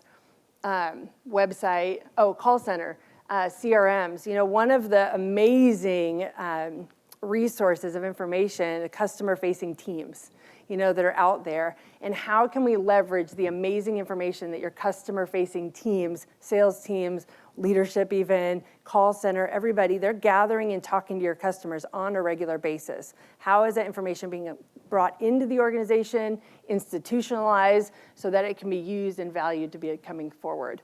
Chatted with a friend the other day, actually through the Family Business Center. I think, Ed, you probably know, and after knowing each other for 10, 15 years, she finally called and she says, hey, Jenny, we've got like a data issue. Is that what you do? I said, sure, let's chat. We're just doing a terrible job of my elevator pitch, apparently, of what we do.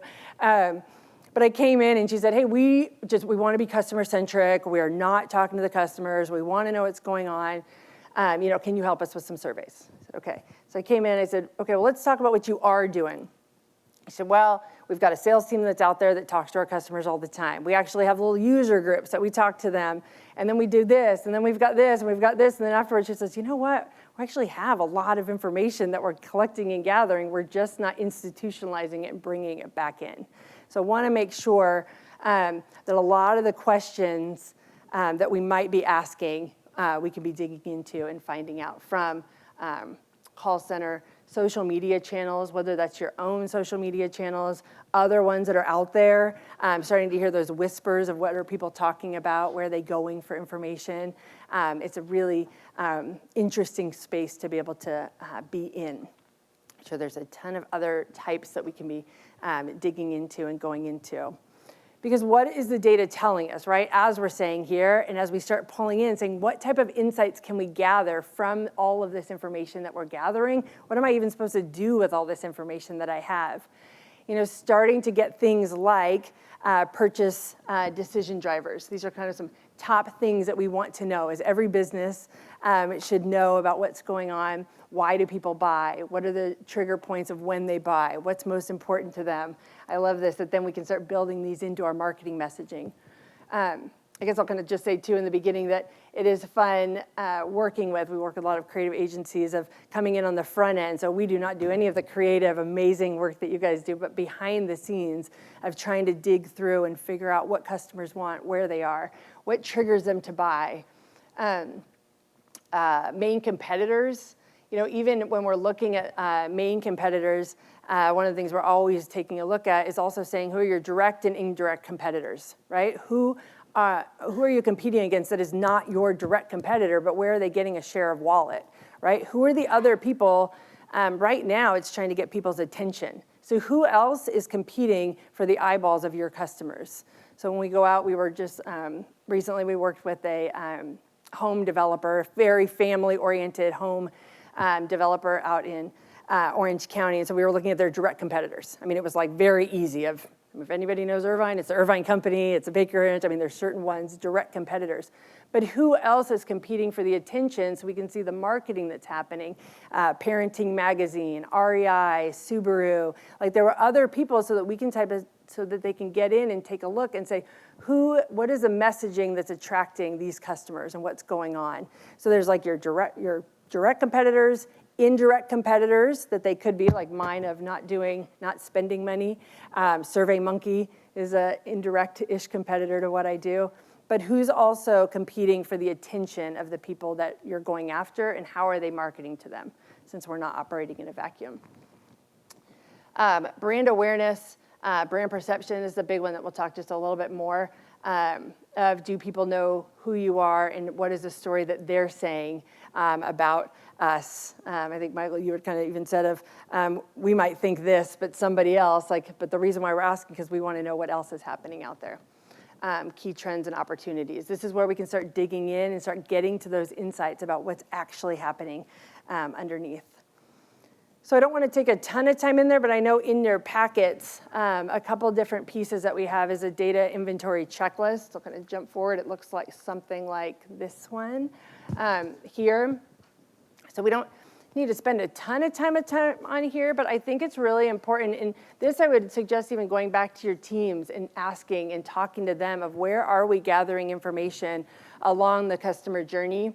And knowing that customer journeys are kind of a wild ride these days of where people come in, but where are people hearing about us? Where might we be able to gather information and going on consideration, conversion, loyalty, defection? How can we start figuring out what do we have a lot of information for and what don't we have any?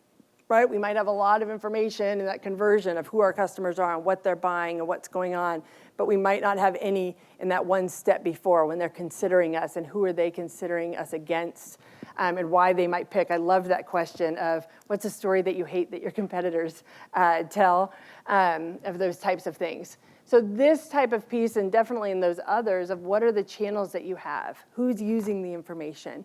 How can we then start figuring out where else we need to be? Any questions, thoughts, or concerns just on gathering some of this information that you have? I think that a really big piece as well is realizing customer touch points are everywhere along the journey. You know, when we talk about customer experience and customer journey, every single department along the journey is gathering information, right? When your customers are getting their invoices from you, or when they're getting marketing pieces from you, or when they're getting, you know, any types of pieces we might be able to gather across. So want to make sure that we're then being able to tell this entire story as we're going through. So as we start going in and we start taking a look, and so even if we're back here just a little bit to talk about a couple options and survey opportunities that we can be gathering and doing along the ways, right? If we're coming in and saying, what is this data telling us? What's the type of information that it might be telling us? As you're going down, you're probably saying, you know, with some of these, yes, I've got this, no, I don't have this. Like, what are the ones? Everybody's gonna be at a different spot of where they are and the type of information that you might have on your customers or insights that you're using. A couple surveys that I at least want to spend a little bit of time on and talk through if you're not doing then yes, or doing yet, along the driver of how we might be able to gather some of this information that we are doing. So we have getting to know you surveys, brand perception, some market mapping projects that we have. So now it's starting to come in and say, where can we get this information? What do we want to be doing with the information that we have? Because really listening, coming in, talking to people to gather information is just a tremendous way of listening to them. So on our website, we've got more. I just didn't want to put, I don't know how many things to put in the packet, but there are 6 surveys that McKinsey, there's so many surveys out there, but I believe that every company should be doing. So we've got some information, just a one-sheeter on our website, or I can send it to anybody that talks a bit more about these surveys, the types of questions that should be included and how you can use them. 2 I really want to be able to chat about today, but kind of going through here. Brand perception. Brand perception and awareness is huge. As you're out in the marketplace of what is it that is the market, what do they think about your product category, what do they think about you and your competitors, what's going on in this space. It is something tremendous to be able to benchmark over time how we're doing. It's a great way to measure marketing effectiveness, where we are, what's going on, kind of keeping those pulses out there of what's happening. So we'll talk a little bit more about that. Getting to know you type of surveys to understand your customers at a deeper level. This really, and I just want to take a moment also, gathering feedback from our customers does not always have to be surveys, survey. We could be talking to them. We can have engaging conversations, one-on-one conversations, like gathering this information and even of getting to know you type projects. That does not have to just be a one-off survey that's happening. This should be something that's going on all the time so we can be figuring out more about them. I definitely live in, and we live in the, Kate's gonna say, oh man, here she goes on her soapbox, but there are so many surveys that are sent out. I think last year there were 4 billion surveys or something, and probably that was last year's stat, so maybe it's 8 billion surveys at this point. People are fatigued, and actually my dad always says, don't tell people that stat or else they won't do more surveys. I said, well, I truly believe that there are, and it just is fact, there are so many surveys for anybody that goes anywhere, travels, goes to the bagel shop, goes to anywhere with the advent of SurveyMonkey, DIY tools. It's incredible and amazing that we can send out surveys for everything. Because this has happened, there are so many, and it's just real survey fatigue. You know, people of not wanting to take them, response rates are going down. I will say at the same time, people are hungry to have their voices heard. They're hungry to be part of the process, and they're hungry to share their opinions so that they can be part of the process of creating products, services, and experiences. You know, I chatted with, I was out to lunch with a guy, he runs our business journal out there, and he was asking me all these survey questions, and, you know, do people even take surveys? And he said, I talked to my teenage granddaughter, and she says that she doesn't take any surveys. She just streamlines through them, and if she takes them, she doesn't, you know, because she just doesn't want to take them. I said, okay, no, I hear that. Does your granddaughter have opinions and share them with other people about what she wishes that companies would do? She said, yeah, all the time. I said, I think that there's this incredible opportunity that if we can close that gap and truly create surveys and kind of tips we can talk I talk for length, about how to make them more engaging. But if this is a part of a process and we truly care about the other human beings on the other end and invite them into the conversation and have them be in a way that they know that their time and energy is valued, and that we respond to you and we listen and we give feedback and we make changes because of the feedback that we heard, that's incredible. I mean, it's an amazing, incredible feeling to be able to have. So just, I think, some low-hanging fruit for those types of things. Because I, of course, want companies to know that I care and I love them, and I want to give them feedback, and then they come back in here. These ones we're not going to get into as much, but customer experience, satisfaction, effectiveness. I know lost customers. A lot of people shy away from those types of surveys. There's a lot to be learned from people that have left. And so whether or not that's an exit interview, even with employees or staff, but customers that we've lost, of why is that, that we can start gathering information out there. So definitely not doing everything at once. That's not recommended, but how do we start gathering this in here? The other piece that I will say as well is, which has been really fun, is starting to work with people about putting together an overall research strategy. Most definitely, it's something that should be done. Same way that you would have a marketing strategy or an operations strategy, or what do we have going on? A lot of times, surveys are done kind of ad hoc, like, hey, we've got something, we should do a survey, and we should do a survey, or we should do these things, and it's like, well, we didn't get a great response rate, or we didn't really do anything with the information, we're not really sure. Well, here's the deal. We need to be able to go along that journey that we looked at before. We want to make sure that we're asking the right questions at the right time to the right people, and gathering and feedback, and let them know that we're creating a relationship with them, right? Why would we be kitchen sinking a survey?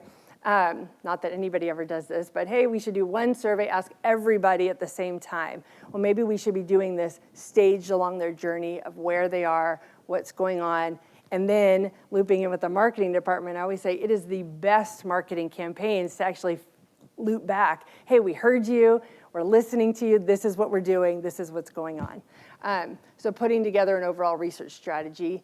And then on the back end of how to use that data and how to then feedback and get back. The worst thing too is that I hear is then when we get survey results is that not following back up with the customer to let them know that we heard them and what's going on. Because that'll just create a situation of not wanting to respond to the next one, I guess we'll say. So brand perception and awareness studies. I don't know how many people are currently doing them, but it's a valuable tool that's out there. I think a few kind of main, I know I've got brand perception up here, but brand perception, brand awareness. And especially there's a few different topics that can be included. There's so much value that can come out of these types of surveys that we have here. One, even category awareness. You know, I mean, most very well-established, obviously, companies here, but we worked recently with a nonprofit that does family homelessness, some issues. And so they were coming up with a new branding. They wanted to do a brand new logo, come up with stuff, so the agency brought us in. And they were going to drive right in of like, what do we want to be known for? What are we doing? All of these amazing things. We came all the way back. We did a blind study out to residents in the area that this was. And we just said, so not putting the company's logo on there first. So blind study and said, thinking about family homelessness, one, what is the first thing that comes to mind? So we can kind of unaided what's coming to mind, what's going on. The first thing, which was amazing to get some feedback on it. Then we can slice and dice it on the back end based on different areas. Two, who is the first ones that come to mind that is serving this population, that's serving them? Which came back was interesting because it was things like churches, Red Cross, certain things. And the client came back and they said, well, these aren't our competitors. I said, okay, well, that's okay. But this is what the general population thinks. Like, this is what your audience thinks it is. And so how do you start competing against? So definitely doing unaided is a fantastic opportunity to say what comes up in their mind. Then coming in, have we heard, who have you heard of these type of brands that you've got going on? And then another thing in here of kind of brand perception, really around market positioning. So another thing that we do, even in working with a big healthcare client out in Orange County, a cancer, whatnot, they want to be known for like 4 main things. So it's kind of, and it's a very competitive, I mean, holy cow, healthcare marketing, that world is wild, or just healthcare in general. But what is it that you want to be known for? So then we have their attributes that they want to be known for. We've got the competitors that they want to be competing against, and who comes first to mind. So we can start seeing, okay, people think of you when it's about clinical trials. People don't think about you when it's this, they're thinking about this person. Then we can come out, do a market analysis to say, okay, why is it, and where can we be? So working with their marketing department in order to move up or down the messaging that they have that's in there. Another big piece, so as we're going in, it's going to be helping with our values, value props, what we want to be known for, and what's happening. I think it's also an interesting family business sentiment. I mean, I think it's a really interesting thing, and I've had conversations of, do we lead with family business? I think Peter, wherever he went, it was so interesting. I was taking all sorts of notes. Don't just say family business. I was like, oh shoot, we're doing a lot of these things. But what is it? What do people think of when they think of family businesses? And I want to know in my market with the people that are buying my services, what should I be leading with and what's going on? So these types of surveys for brand awareness, brand perception, who can be included in these types of surveys? General population, obviously, and when I say general population, probably Brent's smiling in the back, we always want to define what our general population is. So if you really are general population, or what our target market and target prospect is. We were working with a fitness company, so we did some brand awareness stuff, and they said, yep, overall general population. So we came in, we did the study, and then they came back and they said, oh, no, we only need people that make over $100,000 that can actually afford our can afford our survey, or afford our product. So as we're in here of who do we want to get to, what can we be doing? New customers, existing customers. Sure, I don't want to go too far down all the way survey speak here, but sometimes when doing surveys, obviously if you have your own list of customers, lost customers, those types of things. Another way when we're talking about the general population or target, there's a lot of panels out there that you can be doing surveys to. Panels, there's hundreds and hundreds of them, but they're basically hand raisers that said, yep, we're willing to take surveys. You can come in and really classify exactly who you want to be talking to, the types of people that you want to be talking to get their say on different types of feedback that they have. And how we would use it, tracking effectiveness, understanding misalignment. I remember we were doing a project, I think with that Home Builders again, and they had, you can also be testing marketing messaging. They had their tagline that they came up internally with was life will be different here. They were very, very excited about the life will be different here message. So we went out and we tested it and we said, okay, well, what does that actually mean?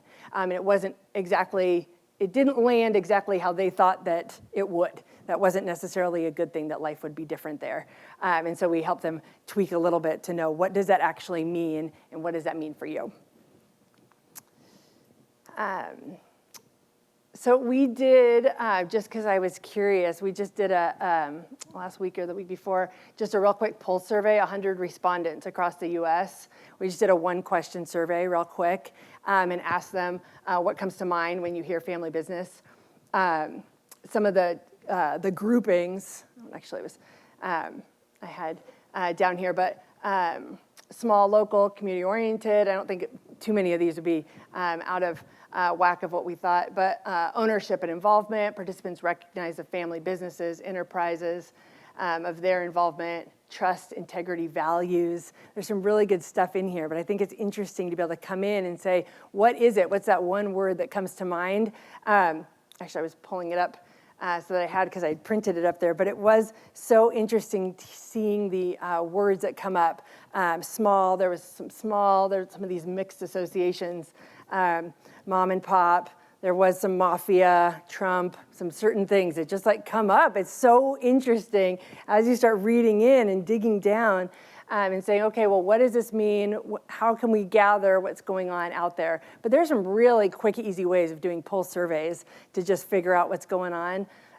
We did another one I didn't put in here, but they've got some of the findings of, which I was excited about. But what about, I'm trying to remember the exact wording, but what about the family business story would be most intriguing to you to cause you to purchase one of those things? And there was a lot. I mean, I was pulling it out. I was like, hey, we need to use this on a lot of it, but the origin story and who they are and what it was. And so there's just some amazing stuff that we can share that I didn't want to put too many things in here, but there's some great stuff to figure out, quick pulse surveys that we can be getting out there. Make sure. So brand awareness, brand perception, I'm sure it's only slightly obvious that I am passionate about the amount of information that you can be getting from these types of surveys. The second type of survey that I think that everybody, and or the type of thought process, and I'm assuming a lot of people then with their marketing departments where you are with customer personas, building things out. What we want to make sure though, what we're doing is getting beyond and deeper to understand who these people are above and beyond just basic demographics. You know, if they're whatever their gender is, and that's a whole nother deal on surveys, age, income, those types of questions that we're asking. But how do we get down deeper to understand what's actually happening in their lives so that we can better serve them? What else is happening around them so we can understand their values, their media consumptions, those drivers that are getting them to come to you?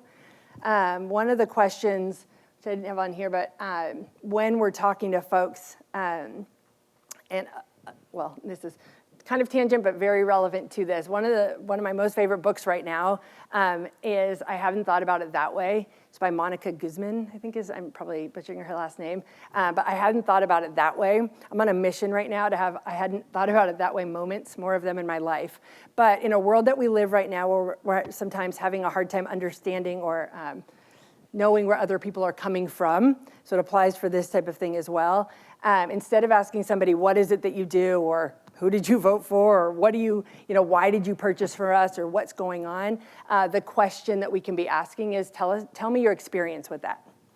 Oh my gosh, can you tell me your experience with that? I swear to God, it will change everything in your life by adding this question to your life. It's made me understand so many people in so many ways that I had no idea on a personal levels, but in a business sense, when I ask people, tell me your experience with that, they go on these tangents that I had no idea that I would even understand of how they came to us and what they did and these things that we just weren't thinking about before. So if we're asking these kind of closed questions of which one did we like or what's going on, if we're asking them what their experience was with that, you're going to hear these really rich, amazing stories to be able to come back to. And I recommend, especially as leaders, in the team as we're coming back and we're sharing survey results and we're sharing information, is sharing those humanized. How can we humanize, which sounds so silly, but the human beings on the other end of our products, services, and experiences. And it will help then with our teams and be able to really gather that information. So I hadn't thought about it that way, moments. So same thing of getting to know you. Of target prospects, new customers, existing customers. We want to make sure that we're understanding who they are, what's going on. How do we start, especially in this world? I love the one stat that you were referencing about family businesses and what percentage of them have pivoted and changed their business. If we know what else is happening in these guys' lives or in our customers' lives, then we can say, oh, well, here's some ways to pivot, grow. I mean, that's what we're doing all day, every day, is listening to the market and saying, well, what else is going on? How else can we be better serving you? So gathering this information really can help us so many ways. Customer personas, segmentation, analysis, all of this type of information that you have, and how do we start institutionalizing it back in there? So a lot of good information that we've got.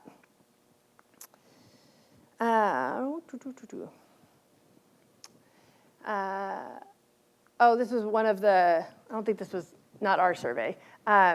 Some of the types of things that we want to be doing in these getting to know you surveys, so we can start asking of why do you purchase from?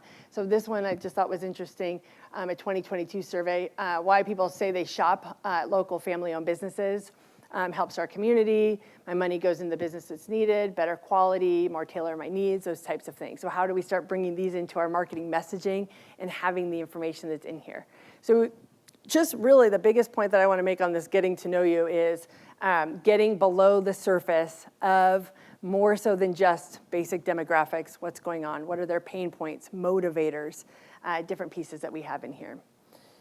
So as we're going through, I just even, which I talked about, I guess, a couple of them already when I got excited on my, I guess I say my dad and all of my team are data nerds. I probably am a tiny bit of a survey nerd, which drives my husband crazy. Whenever I get surveys in the mail or anything, he always sends them over.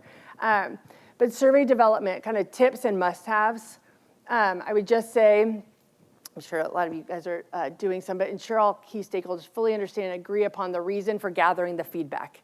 So one thing that we see a lot of is kind of kitchen sinking surveys. What's going on? Like, let's put some different questions in there. So we want to make sure, why are we doing this survey? Who are we asking? What's the point of this survey? I will also say relevant survey topics. Surveys for sure, asking the right people at the right time, the right questions. That's what we want to make sure. Who are these people? And what are we asking them? Does it make sense what we're asking them? Also on that clearly stated objectives, I'm trying to remember what the two other ones that I had up here first, but I also think it's it's a good idea to tell the respondents, like when we're sending out these surveys, why we're asking them these questions, what we're going to be doing with it, why is it important, what's happening, why does it matter to them to have the survey and respond to the survey, right? Invite them into the conversation about what you're doing. It's not a bad thing to be telling them, like, we're looking to innovate this, or we want to understand how you're experiencing or what you're doing, so we can walk them through the process, having it. I also think a very big thing is brand consistent survey design. You know, I see so much time, money, and effort going into marketing campaigns and amazing branded things and brand consistency with marketing pieces that are out there. And then sometimes I see surveys that are just, not branded really. They kind of just have the logo at the top, and they're not kind of that consistent look and feel. For the customer, it's the same customer going through the journey. And so when they get a communication piece from you, it should look consistent with what's going on with the marketing team. So whenever we're working with people, we always say, what's your brand logo, your guidelines, all of that kind of stuff, because I want to make sure that this looks like it's coming from a consistent company. I would also say, when asking survey questions, making sure that it's in your voice, of like who you are and the ethos of what you're doing. So if you guys wouldn't ask, I don't know, I don't want to go down too many things, but if you wouldn't ask a customer straight up, like, are you somewhat satisfied for this event right here? Are you somewhat satisfied, not satisfied, kind of satisfied? Like, if you cannot talk to like another human being, I would put your voice, if you've got a fun, an exciting brand, if you've got certain types of personality, talk to them like you would talk to them, like work with the marketing team to be able to come up with language that makes sense and is consistent, Ask a friend or ask somebody else to read the questions to somebody else to make sure, does it make sense? And does it sound like we're talking to a human being? Because I guarantee there are other human beings at the other end of the surveys, and they will appreciate what's out there. And then a strategic plan for action. So we always wait on the back end to then say, what is it that we're going to do with these results? Let's play this out a little bit of what are we going to be doing with it? How are we going to be using it? Because we don't want to just collect data, have it sit there, and not have the information that's going nowhere at the beginning. Does that make sense? The last piece that I want to be able to pull out and take a second that you guys have, there was two different pieces. Do I have what it looks like? Whoop. Yes, our customer personas. So where are we going to be putting all of this information? What do we have with the information? How are we going to be using the information? The thing that I want to be able to, and probably go back to marketing departments, or if you are the marketing department, do you guys have customer personas today? This is where we're going to be bringing in a lot of this information of where we are, of goals and motivators, right? We want to be able to figure this out. So a lot of the surveys that we're talking about, the touch points, the information, the data that we're collecting, this is building out these pieces, right? So that then we can hand it over to our amazing marketing communications team to be able to be figuring out what's the right messaging, what's going on. You know, if we know why they pick different people, their purchase drivers, what's important to them, what's going on, then I think we've got some really good information in there. So I at least want to take a couple minutes to take a look at both of those worksheets that you guys have, and this thinking through of the type of information that you might have in your organization, and how it could be used, who's using the information, and maybe not even if you have this exact information today, because we didn't tell you to come with your homework, but is there something where you think you might be able to go back to certain people and ask that information, or what types of questions that we have that are in here? So I've been taking a few minutes to fill those out. If I want to kind of pause for a second too as you're filling out some of these questionnaires, and if there's any questions on this external stuff. I know I didn't mean to turn into a Survey 101 piece here, or data, but of where we are, if there's any sort of questions.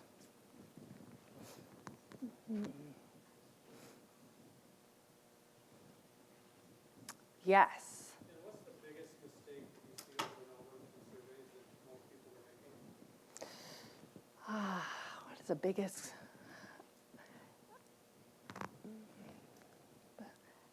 Not using the results that they get. There's a lot of surveys that are done that sit on the shelf, that they're done, and it's not used to its fullest extent of what it could be, I guess I want to say, and not then distributed out in a way. And I think that could maybe be overcome by thinking a bit more on the front end of what is it we're trying to accomplish, what type of questions. There's a whole bunch of reasons why, but I've seen a lot of research that sits on the shelf not used, which is kind of unfortunate. And then it's a strange conversation to then be having and sitting in there and say, I wonder what our customers want. I also would say, I chat with a lot of people, so one, that tell me your experience with that, and then actually I think we were just talking about going out, which I'm sure you all do, and maybe it's encouraging your team as well, but going out and watching and experience and talking to your customers. You know, we chat with one of our clients, and they're in the dealer space, and I said, when was the last time you actually went out and chatted with one of your dealers? Like, when did you guys go out and actually talk to them? And so getting in front of them and listening. I know when I very first started my first job before McKinsey, but I sold household auto finance. I sold non-prime, subprime auto loans, totally random. I was in the marketing department in Orange County, California, and then I worked for Home Depot. I was on the B2B side, so I was selling, supplies to something like this. And I was in charge of 2 to 4 page flyers, when I was a marketing coordinator. But my big ones were HVAC. That's funny when somebody said, yes. So I did those HVAC flyers. I also did the ice melt and the hurricane preparedness flyers. Still very proud of what we did there. But I was a girl from Southern California that had no idea anything about hurricanes or what ice melt was all about or why you needed these things. We also had these amazing pool supply posters. I still have it, I'm sure, in my thing. But it was beautiful. I mean, we made it. It was so nice. I worked in a great little cubicle. And we came up with these amazing ideas of where it should go. And then Chase, my best boss ever, said, I think you should go out and visit some of our customers. So sent me out to Florida to talk to some people and sent me out. And I remember going in and so we worked with the maintenance guys at these hotels. And so they had their pool supply area. So I went in and I was chatting with a guy that we were speaking different languages. One was part of the problem. And two, there was no room for my beautiful poster to go on his wall. I mean, there was no space for something as big as, half of this to go on the wall because it was just this crammed in area and what it was and how it was. And I was building a product and a flyer and something that I thought was amazing. And I had never actually gone out and said, oh my gosh, wow, where could we do? And so we came up with a different type of thing that worked for him in the language that worked for them and the different types of pieces that we had. So it was the most valuable thing that I ever learned, that there were actually people on the other end. And even though I'm like, I think like everybody, like I'm average, I'm normal, whatnot, I think differently than potentially my customers. So I think going out and being in front of them and talking to them, so incredibly valuable. And then bring that information back and humanize it. That's what Kate and I always say whenever we're doing surveys. It's like putting a face there. It's terrible that I don't have a face there, but anyway. Gosh, I might keep going. So if there's no other questions, thank you guys so much for chatting, talking. I'm gonna hand it over to my friend Kelly to tell us what to do with all this information. Thanks, Jenny. So I learned a lot about surveys. Okay, so let's just say a couple of weeks from now, maybe a little bit more time, you've got all your messaging pulled together, you've got super compelling messaging, you're ready to go, you've tested it, it's ready to go, and now how do we get everybody talking about it? How do we get everybody, like when you think about let's think about the value of that. Like if we think, put your magical thinking on and think if every single person you touch, your customers talk about you the same way. Your employees, when they're talking to their neighbors, talk about you the same way. When your business partner is talking to somebody who also needs your product and they're talking about the same way, your board, your family, everyone's talking about your organization in the exact same way, that's a super compelling way, the impact that could have on your business. When everyone understands the business the way you want them to understand it, there is so much power in that. So that's the thing we're going to talk about now is how we pull it all together. And I'm going to give you a great example. So when we met with First Bank now nearly a decade ago, they talked to us about they are a bank that knows a lot about family businesses. They've got more than a century of experience in this space, and they want all their employees to know. They want all their customers to know. They want their retail customers to know. They want everyone to know that they are a bank for family-owned businesses. So what kinds of things do you think they do? Well, they create a center for family-owned businesses. They do a survey about and only talk to family business owners in first, second, and third generation and more. They invite folks like you, family businesses, to come and talk about and add value to family-owned businesses. I'm going to give you some other examples here. When we do media relations, when we get the story about First Bank doing the survey and being the Center for Family-Owned Businesses and being a bank for family-owned businesses, we've got media writing about them. So everything from Family Business Magazine to the local business journals across the country. So this is reinforcing our story, this message that we want to get out there. We know that look at things they do on their website. They have webinars. They use their owned and shared resources to continue to reinforce that message. There's those adages around how many times you have to hear a message before you really take it in.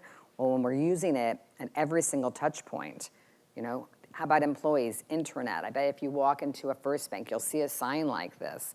I bet if you have somebody's business card, it might say something like that. Like really using all the assets you have at your fingertips to reinforce the story.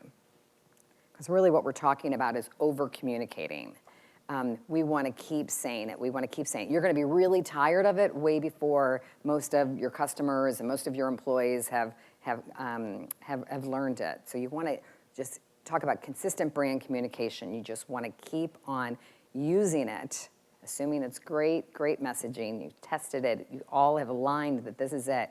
How do you just keep using every touch point you possibly can? So when you think about the different channels that you have within your organization, your managers, of course, are one of those great assets. Are you talking to the managers about how to reinforce this message? Are you giving them talking points so that they can reinforce to frontline customers? Do you have newsletters that you could use? Do you have an intranet, or do you have town hall meetings? In some of the examples I gave earlier with First Bank, their templates, their webinars for their internal meetings also have that branding because they're trying to reinforce it to every employee. I think about the Zoom backgrounds that you can use. What a great story, a Zoom, someone's staring at your Zoom background for an hour in a meeting and they keep seeing that message, they're going to walk away and they're going to know what you're good at. They're going to know what you're known for. So that's a great opportunity.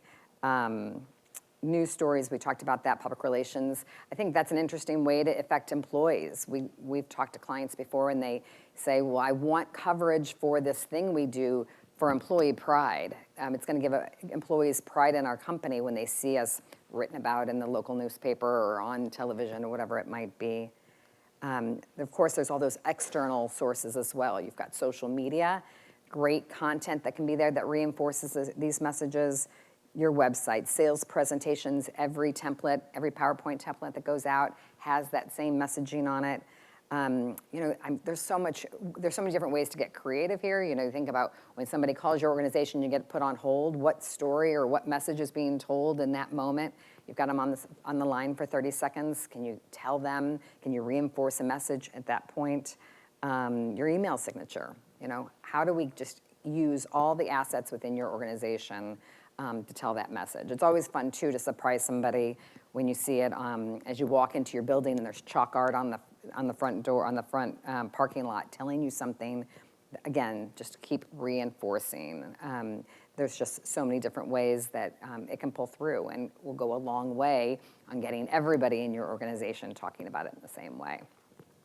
One thing Todd didn't talk about, I don't think, was that when we do these sessions with a cross-functional team like he did with you in that moment, and we take a half day, so much goes into who's in that room, because the people who are in that room who help build that message, when you use a cross-functional team, those are the people that are going to internalize it and really get on board with it when they've had a piece of the puzzle, when they are helping develop those messages. I think we told you that we would give you some different avenues of what's in your toolkit, and we've laundry listed them here. I do think your visual assets, I haven't talked a lot about that, but your videos, your graphics, the assets you use on your social channels and on your website, how is that communicating this message, these key points that you think are so important for your customers and your employees to hear? Like how are those things communicating for you? So lots of different ways that we can leverage the things you're already doing, so it's not potentially more cost, it's just more focused, disciplined message communication. I think that is the end of our presentation. We're going to invite our speakers up in case we want to do some Q&A. I think Peter might lead us.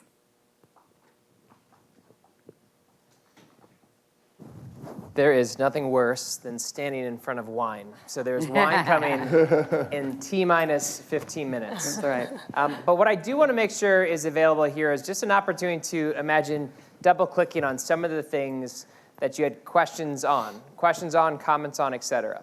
So the way that I think about this is we knit it all together, is we talked about the fact that saying you're family-owned as an identity is not enough. You have to instead go down to this level of what is the actual feature that's involved, which is shaped by an understanding of the external market and the internal market.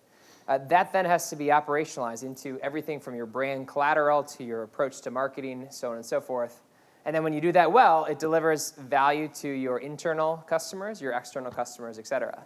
Easy to say, easy for me to sit here on stage and to summarize that in a beautiful way. Really hard to do in practice.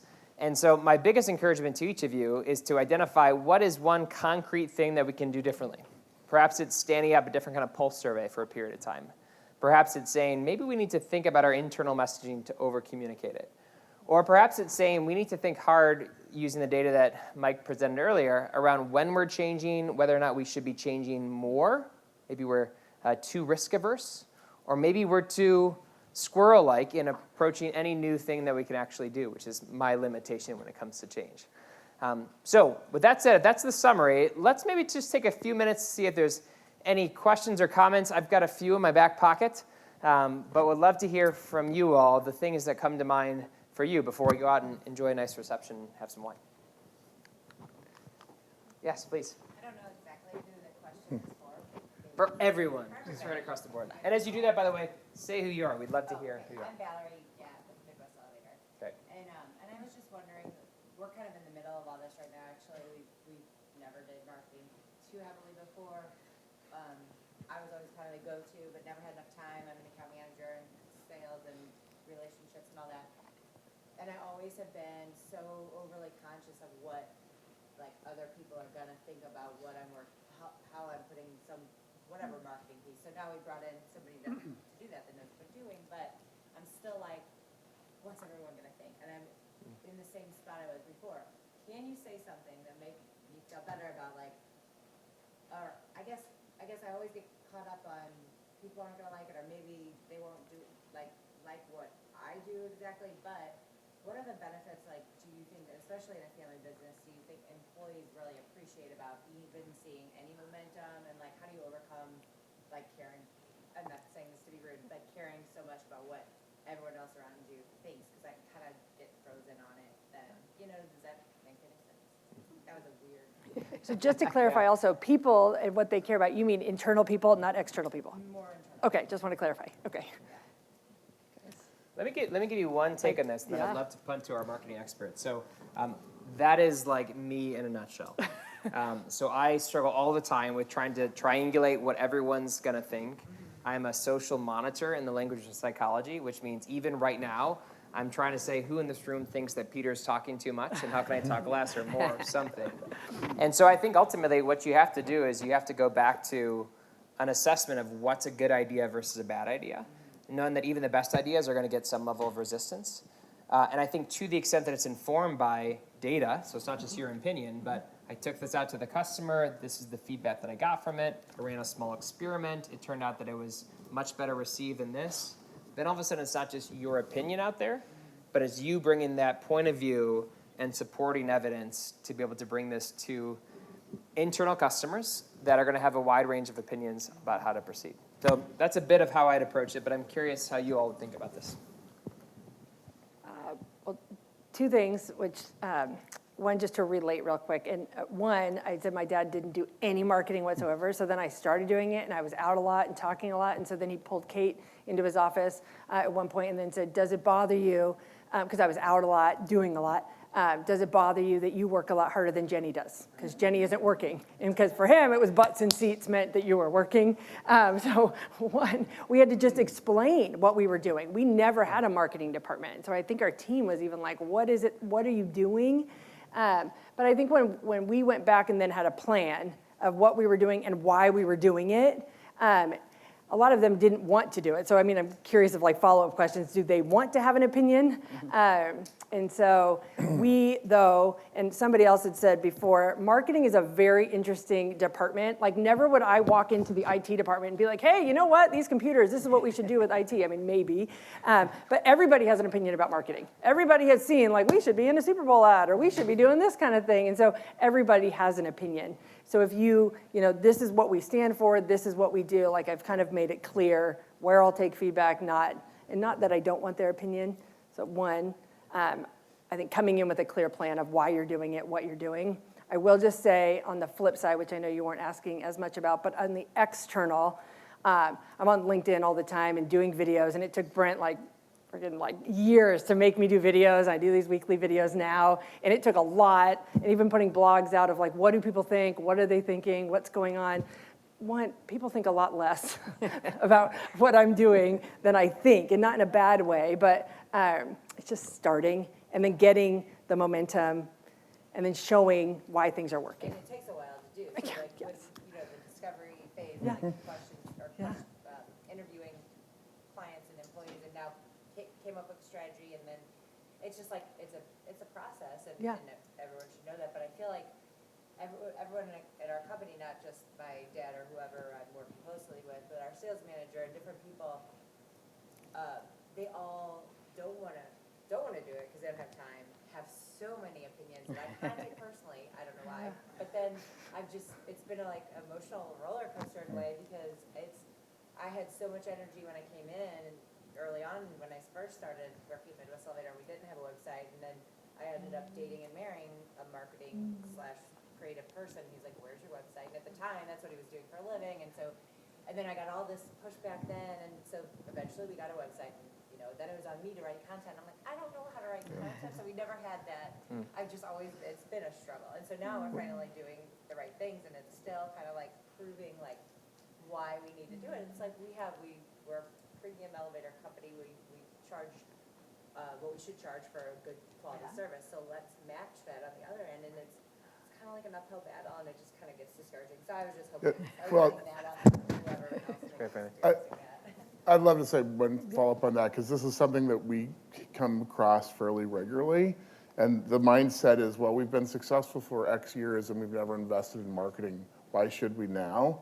And really the answer is, it's pretty incredible that you've been successful without investing in marketing. And so instead of them feeling like they're losing money by marketing going forward, what you should be telling them is, we were very lucky that we didn't have to put a marketing line item in for the last X years. But that's what successful companies do, in the same way that they buy insurance or get IT. And so, and it gets to the heart of, I'm worried that nobody's going to like it. Well, if you've hired professionals and you've invested in it, then it doesn't matter what anyone else says, because you've got, you've got data, you've got creativity, you've got experience, you've got insights. But it's a big fight, and I say this to a large group, like, getting people to feel comfortable for line item budgets with things that they don't think are important, it's a battle. But you do have to be an advocate for what you're doing, because obviously you are a premium elevator company and you have to look like one. Like, that's just the table stakes for your marketplace. And even if you got away with doing it up to now, it doesn't mean you're not going to be able to get away with it indefinitely. And I think that's a really important point for you to internalize as you're advocating for it. So maybe a couple questions more, maybe two more questions, and then obviously everyone here will be mingling and having time available to do more one-on-one connection. But anything else that's top of mind for you based on the content that we've covered here today? Please, we'll go 1 and 2. There we got a 1 and a 2. Please. So in your experience working with family-run businesses, what would you say would be your biggest hurdle in getting families who understand their industry and have grown up in their industry, getting them to accept introducing data into the environment for decision making, especially as consumers are evolving quickly? This is hypothetical, yeah. right? This is a hypothetical question. Yeah. How to get companies to be open. How do you get over the hurdle? Yes, of taking outside opinion as opposed to just, this is what we know this entire world. Yeah, I mean, I would say in baby steps of getting information and starting to gather information to kind of show hey, listen, this is what we thought, but this is what's going on out there of the world, and starting to I wouldn't try and revolutionize the entire world and say, now we're going to do everything based on this. But how do we start bringing some pieces in here and say, okay, where are the gaps? What can we learn? Like, what are like those small wins that we have of what's going on? And trying to figure out what's the, I don't want to say the barrier, but what's the concern with bringing it in? Like, kind of like in trying to figure out those right places.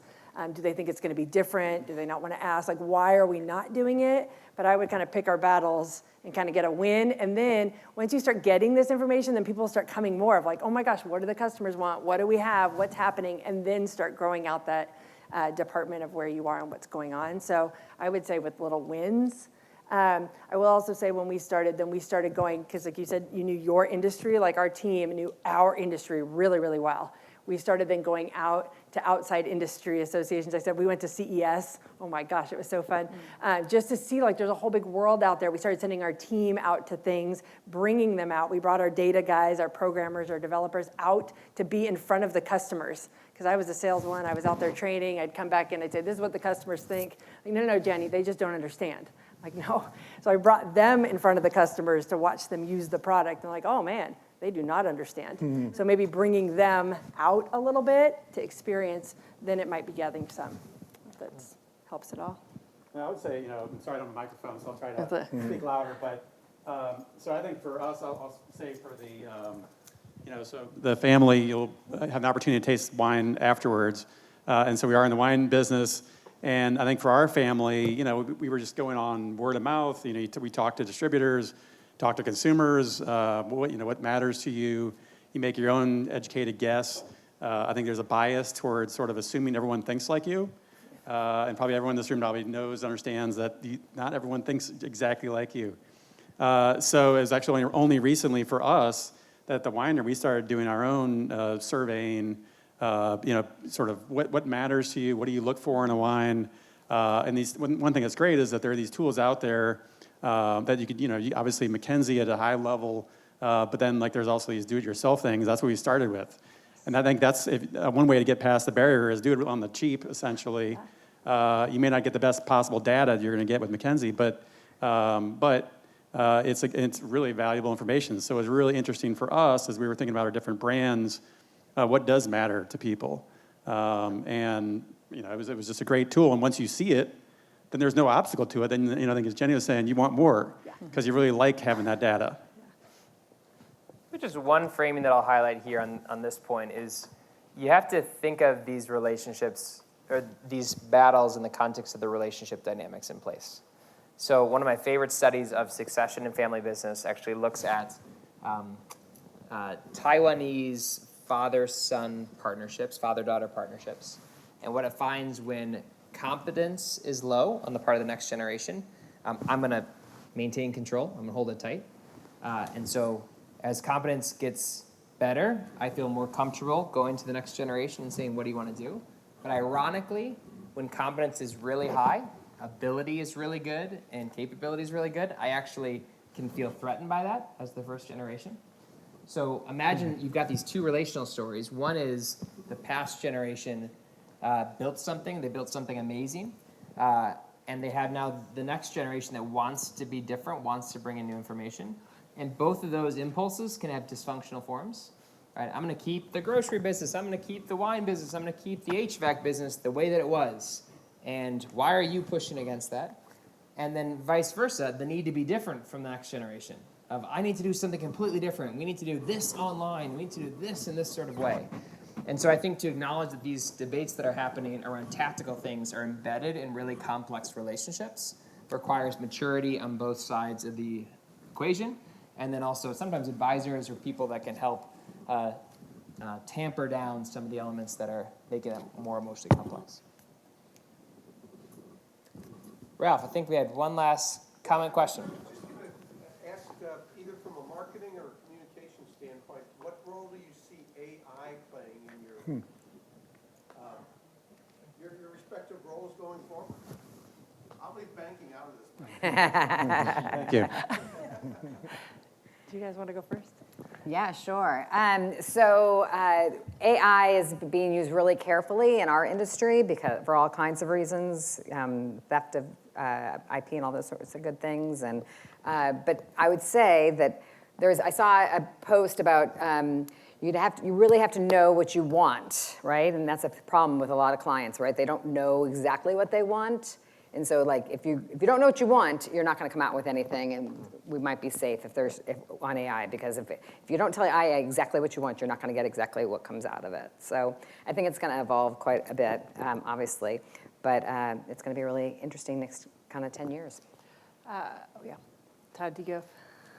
What's that? I didn't know if you had a... It's tricky.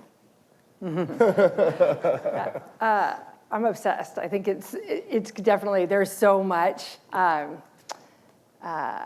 It's written surveys for certain things. I will say that the top 5 categories, I just put the 100 responses in there, and I asked it for the top 5 themes, and it came back. So I mean, there's a tremendous amount of ways that it can be used. I agree that we need to be very careful with it. On the second half of our business of doing strategic foresight and future planning, it's only, I think we just worked on a project for the future of education, higher education.